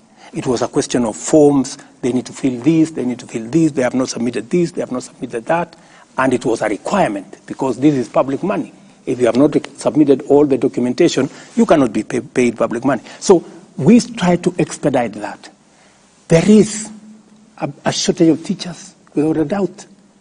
And I said it in the election, in the election process. We have a shortage of 110,000 teachers. I am going to fill that gap. We used to hire 5,000 GRs every year. I have scaled it up to 35,000. I want to hire another 35,000 next year. But you know, Latif, I also have to operate within a budget. I need the resources. Yep. When I try to raise the money, you guys make noise at me. Oh, unaongeza ushuru, unaongeza ushuru. Na wewe ndio huyu unataka watoto wasome. Hakuna walimu. Wapi walimu, bwana president? I mean, we all have to balance all these things. So in the meantime, then, Mr. President, for this year, these JSS learners are definitely not going to be able. No, we have made an intervention on how, because you know the part of the problem is there are some primary schools that did not have enough students to be able to qualify to be a junior. To create a junior secondary classroom. So we're trying to see how we can put together some of the institutions. We're also identifying teachers that have diploma so that we can post them into the JSS, because we now have a bit more in the primary school. So we want to promote those ones in the primary so that they can cover the gap. And hopefully, when we move into this new budget, maybe towards September, we can then be able to hire them. So what happens to these cohorts? They will be taught. We have made temporary interventions to be taught. But let me also tell you about the whole subject of education. The crisis you have in CBC, you had the same crisis in our TVETs. Our TVETs were almost closing because we didn't have enough lecturers. I have had to make an intervention in the supplementary budget to hire an extra 1,300 lecturers. They needed 3,000. I could only accommodate with the finances 1,300. I will do another 1,700. We have also change the funding structure of our tertiary institutions, IUP. We've changed the financing structure because we have to be realistic. Our universities, for example, we were giving them 44 billion a year. Yeah? 44 billion was less than 50% the amount of money they need to be able to teach. So we are sending kids there. We've given them half the money. They don't know what to do. They cannot pay the lecturers. They cannot pay bills. They cannot pay NHIF. We have a whole crisis. And nobody was making any decision because nobody wanted to, because it was too big a problem. So when we came into office, I asked my economic team, call the vice chancellors. We sat down with vice chancellors. We told them, gentlemen and ladies, let's have a conversation. You know, we have to be realistic. What's going to happen? So we sat down with them. We sat down with the presidential party. I have had like maybe 8 meetings, 2-3 hours in my office here on that one subject. Finally, we came up with a funding model, yeah, where 30% of the students, especially those who come from families, about 45,000 students, scholarship fully paid, you know. And we changed the funding structure from giving money as grant to the university to giving money to the student as scholarship, so that we know who and how many. And every student now has to apply for that scholarship. We have a means testing instrument, which has worked for 25 years to determine who can qualify for funding, who does not qualify for funding. 45,000 students will get 100%. That's about, I think, 29% or thereabout. The next group, I think about another 25 or so percent, will get almost 85% scholarship, and part of it will come from loan. They will take a bigger loan, which they can pay later. And the able students, who are about, I think, another 20-something percent. My child, Ayub's child, maybe yours has not gone to university. And I mean, those are our kids who go to these academies where we pay 300,000, 200,000. We've now said they must pay a little bit fees in the university, between 20,000 and 40,000 a year. And we've moved the funding from 44 billion to 82 billion every year. The celebration that was here by the vice chancellors was amazing, because they've always wanted to have this conversation. Nobody was willing to listen to them. We have moved the funding for our Tibet from 5.2 billion shillings to 10 billion. We will be sure that our kids will go to university, and they will be taught. The lecturers will be paid. The monuments and all the other things will be paid, and we have it on a sound footing. I can tell the country from where I sit, the mess we found in primary school, in our Tibet, in the universities, is sorted. And what is more, I started the agenda of Open University when I was Minister for Higher Education. When I left, it stalled.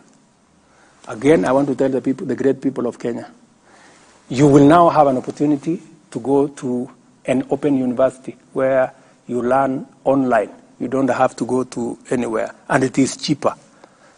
Konza City, we are working on the programs now. We are going to launch that university, I think, in September this year. So we'll admit students in the Kenya Open University, where we are going to increase the chances of people going to university, because it's much more affordable. You know, you don't have to go there physically. The largest university in India is an open university. The Open University of South Africa is a huge university. I think it has 1 million students. Yeah. So that's the direction we are going. That is the kind of reform, that's the kind of thinking you need in a country for us to move forward. Mheshimiwa Rais, unapoangalia sekta ya elimu, na tushikanishe tu pamoja na masuala ya usalama, unapoangalia eneo la North Rift, bado kumekuwa na changamoto ya usalama, na kuna wale wanafunzi ambao walitarajia kujiunga na JSS, sasa hivi pengine hawana madarasa. Hatima yao ni ipi? Ikiwa wanakutazama sasa hivi wanajiuliza, JSS pengine ni ya mijini tu, ama hatima yetu ni ipi? Pale North Rift, especially sehemu ile iko na matatizo ya usalama, imekuwa ni ile huyu bwana anaita donda sugu. Anaitwa nini? Donda ndugu. Na sugu ni gani? Ni hilo. Okay. Kwa muda mrefu na miaka nyingi. Na niliwaeleza wale ndugu zetu wanaoishi North Rift la kwamba kwa vyovyote tatizo hii ya watoto kukosa kwenda shule, mashule karibu 20 yamefungwa kwa miaka 5-10, mingine miaka 15. Niliwaambia safari hii hili tatizo tutalitatua. Ndio nimechukua hatua ya kwamba pale katika North Rift tutaweka hema ya jeshi permanent. Pale katika North Rift tutaweka camp ya polisi permanent. Hawa magaidi na wakora na wezi wa ng'ombe tutapambana na wao. Na mimi nataka niwaambie nikiketi kutoka hapa, kwa vyovyote, if it's going to take 10 years, if it's going to take 20 years, they better be ready. Because this story of kids not going to school must come to an end. Mimi nimetoa pesa karibu milioni 100, nimepatia jeshi waende wajenge hizo mashule zote ambazo zilivunjwa na hawa wakora, ili tuwarudishe watoto wetu. I'm going to get a report next week. I spoke to actually Machogu this morning. I'm going to get a report next week mahali wanajeshi wetu wamefikisha, because our kids must go back to school, and we are going to deal with the challenge of insecurity in the North Rift, whatever it takes. And I have made that commitment as the President of Kenya, that North Rift we must get rid of this insecurity in North Rift, because North Rift once and for all. Yes. Naomba mheshimiwa tumembua time imeisha. Uliza swali la mwisho. Naomba tu kuongeza bizari kwenye swali lake Nancy la masuala ya Baringo. Naam. Okay. Ni kwamba kuna shule moja inaitwa Ngeleche na nyingine inaitwa Rugus, bado hazijafunguliwa na zinatumika zingine kama vituo vya kuwafunza wale wanajeshi ama polisi wa akiba. Ni miezi mitatu sasa ama minne katika operation hii ambayo inaendelea, na Wakenya wanasema hawajaona matunda yoyote kwamba watu wameshikwa ambao ni magaidi na wale majahili katika eneo lile. Ukijibu hilo, ni juzi tu waziri wako wa usalama wa ndani Kindiki Kithure alikuwa katika eneo la mpakani mwa Somalia, Ethiopia na Kenya kukutana na mawaziri wengine, na kuna mpango kwamba eneo ambalo lilikuwa limefungwa kwa zaidi ya miaka 10 huenda likafunguliwa. Ni kwamba katika ukanda huo sasa kuna usalama, mmepambana na magaidi vilivyo kama serikali ama namna gani? Ni kweli. Nimeenda by the way mpaka hiyo shule ya Rugus. Na ukienda pale utapata matatizo sana. Ukiyaona yale mambo yako vile mambo yalivyo pale. Na ndio sababu niliamua ya kwamba kwa vyovyote, hata kama itanigharimu nini, lazima hii jambo tulitatue. Ni kweli kuna mashule, nafikiri kulikuwa na mashule karibu 20, nafikiri there are almost 5 or 6 schools that are not yet open, because some of them have not been repaired.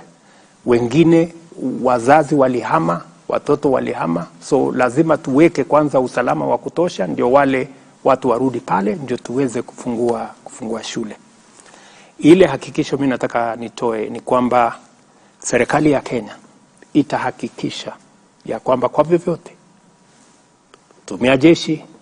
tukitumia jeshi la polisi, tukitumia askari wa ziada ama ulisema wanaitwa nini? Akiba. Hawa wote tutawaweka katika hiyo mchanganyiko mpaka swala hili la usalama lipatikane. Pale mpakani tumezungumza na serikali ya Somalia, tumezungumza na IOM, nilikuwa na wao hapa juzi, na tukasema kule kufunga kwa biashara mpakani kuna wafanya magaidi kuona ya kwamba wamefaulu. Ni vipi tunaweza kuhakikisha, unaweza kuweka ya kwamba hali ya kawaida ya maisha inaendelea hata pale tukibambana na magaidi. Kwa sababu kule kufungwa kabisa kwa mpaka makes it look like the criminals have succeeded in blocking people between our two countries, trade between our two countries, and as a result smuggling, and illegal things are going on. It is better we have a formal border where taxes are being collected by Somalia on the other side, Kenya on this other side. Because in the absence of a border point, it means there is nowhere, so you will still find products moving from here to there, but there is no mechanism of checking whether the products meet standards, whether taxes have been paid. So it is good to formalize a place where people who are genuine can go there and be able to present themselves, present their goods, pay taxes, do business, so that we can deal with the criminals outside that formal engagement. Shukran kwa kukubali bizari yangu kwenye Asante sana. Mheshimiwa Rais, naona tumetumia muda wa ziada, muda wa akiba zidadi muda wote. Thank you very much for speaking to us this evening, Mr. President. We have not exhausted the list of questions that we had from Kenyans, but we've even extended some time so we can get some more time. Can you allow me 1 minute? Yes, please. You have to get your closing remark. Okay, before I do my closing remark, wacha niseme tumeondoa ushuru kwa aircrafts, helicopters, parts, engines. Nikasikia kaona watu wengi hapo wakisema unajua huyu president marafiki zake sijui tunasikia hata yeye yako na helikopta sijui katika ile project ya kawaida. Mimi nataka niwaeleze wa Kenya hivi. Tumeondoa ushuru kwa mambo ya aircraft kwa sababu Wilson Airport na Kenya is I think the second or third or fourth busiest airport in Africa. Hii Wilson Airport yetu hii. Na kazi kubwa ya Wilson Airport pale ni repairs, maintenance, and one more. We have a very big ecosystem of engineers and people who work in the aeronautical field who had shifted base kwa sababu wakati tuliweka hii ushuru yote wakahamia Tanzania, wakahamia Uganda. Tukapoteza biashara, tukapoteza ajira. Wilson Airport karibu inafungwa. So the same industry players kutoka Wilson Airport walikuja wakasema, jameni, mbona sasa mnatufanya tupeleke ndege zetu Tanzania ama Uganda? Na hapa ndio tuko na engineers, hapa ndio tuko na specialists ambao wanaweza kutufanyia hii kazi. It was purely because we are protecting our jobs and we are protecting our business. So that's the reason. And every other tax that I have put, it is reasoned out. And by the way, I sat in this room with every ministry, every PS, myself, with my team, to interrogate the budget. Because I have to own up and take responsibility for everything that this government does. Except, of course, the ones that I cannot, Lakini, to the extent possible, I must be able to answer to the people you say, Dayup. The people of Kenya. Yes, the countrymen and women. And women. I must be able to answer to them when I am called upon to. What if the ladies and gentlemen in the National Assembly and the Senate do not pass the finance bill? Then what? We will cross that river when we get there. But I think I have made, and I will continue to make, a persuasive argument. I believe in engagement. I believe in working with people. That's why I'm taking time to explain myself. I don't think there is any other president who has explained himself the way I do, because I want to persuade the people of Kenya. I don't want to impose things on people. I want them to understand. I want them to criticize what we are proposing. But we must all be objective. Is it reasonable? Does it make sense? Because, we have a country, my friend. And I want to tell you, Latif and this great team, Eric, Lofty. And my dear sister here, and my good brother, that this country does not belong to William Ruto. It doesn't belong to the president. It doesn't belong to anybody. It belongs to all of us. We are here. We will fly together, or we will crash together. By God's grace, I am the leader today. And I owe it to the people of Kenya and God, who I swore by the Bible to do the right thing for this nation. I must make a contribution. It is not always that you get an opportunity like the one I have to make a difference in a nation.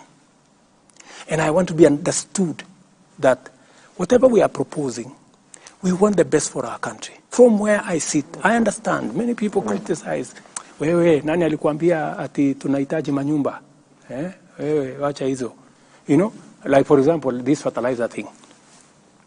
Allow me this 1 minute. So farmers were saying, we have used DAP fertilizer for all the years. We will not accept any other fertilizer. I know from where I sit as the president of Kenya that DAP is the wrong fertilizer for Kenya. Yet the farmers are asking for it. Did you want me to supply DAP fertilizer to them because they have asked? I said no. I told them, we are not going to use DAP fertilizer, even though you are asking for it. We are going to give you the right fertilizer. It is called NPK, and that's what we are going to supply. Many of them, today, the same farmers, you see them standing in the middle of their maize and saying, oh, this is very nice. This fertilizer is very good. They're the same ones. Because I cannot do the wrong thing because people are asking for it. No, I have to do the right thing. You know, I better be criticized. I better be but I must do the right thing. And precisely why I am telling my countrymen and women, let us have a positive, honest conversation. We want to change our country.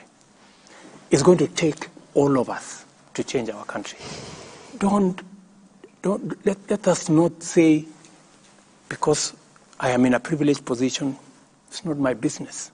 It's not my responsibility. How is it my business? I mean, that's not how to belong to a nation. You know, a nation, a society is measured by the quality of goods that are available to everybody. It is not measured by what the rich have. No, it is measured by what everybody can access. Education. How are we going to make sure the plan we have to raise to 80 billion becomes, how do we deal with our health? How do we deal with our roads? How do we deal with our water? How do we deal with our electricity? How do we deal? That is what we must do collectively, and that is why we have a government. It is my plea to the people of Kenya that they listen to what we are saying. Thank you, Mr. President. Thank you very much for giving us this opportunity to speak to Kenyans and to also respond to questions. This, of course, goes a long way in entrenching our democracy, and will continue holding you accountable for the words that you say. By all means do. And the deeds of your government. Yes. And continue asking me the difficult questions. It is good. It's good for me. That is our job. Yes. Good for democracy. Yes. Good for openness and transparency. No problem. That's our job. Wewe fanya kazi yako, sisi tufanye kazi yetu. And thank you very much for tuning into this conversation with His Excellency President William Ruto this evening. Thank you for all the questions that you had shared with us earlier. Unfortunately, we were not able to pose all the questions, but we hope that you've gotten sufficient answers to the questions that we have asked and the answers that the President has given. Asanteni sana. This has been a joint broadcast of several media houses. Have a good evening.